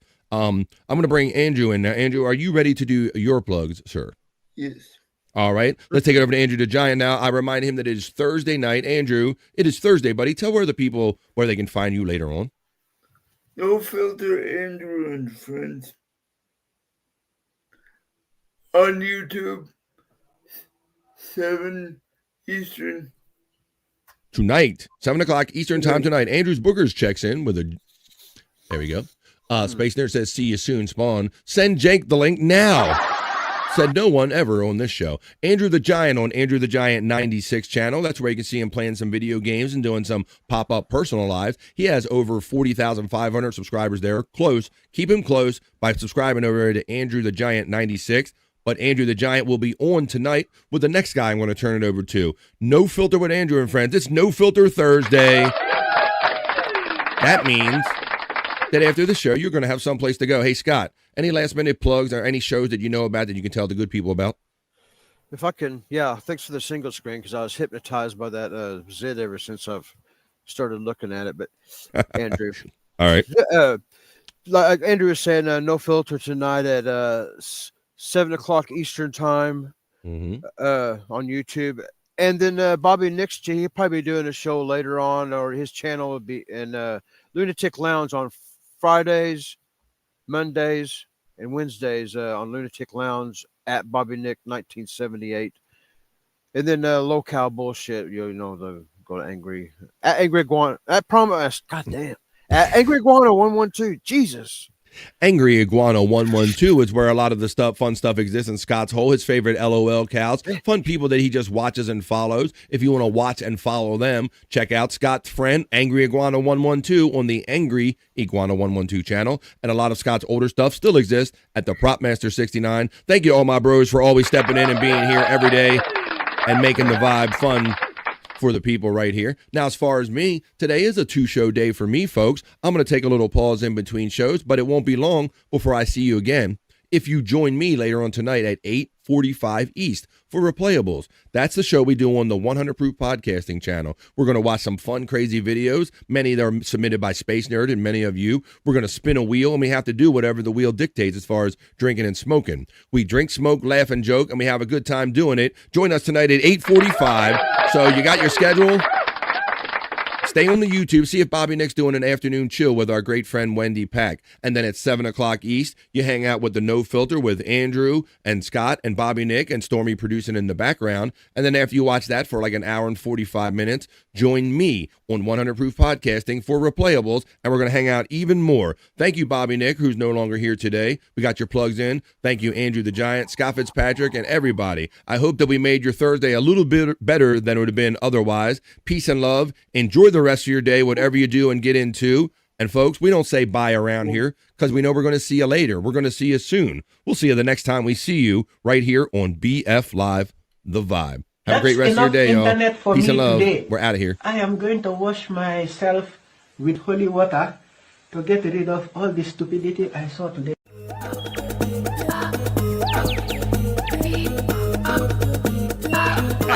Jackie Mason. Fucking Bobby's fucking funny. Bobby Grant. I gotta give it to you.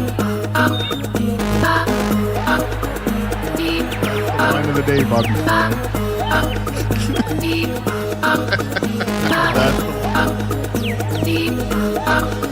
Super creative, super original. There's a show called The Vibe.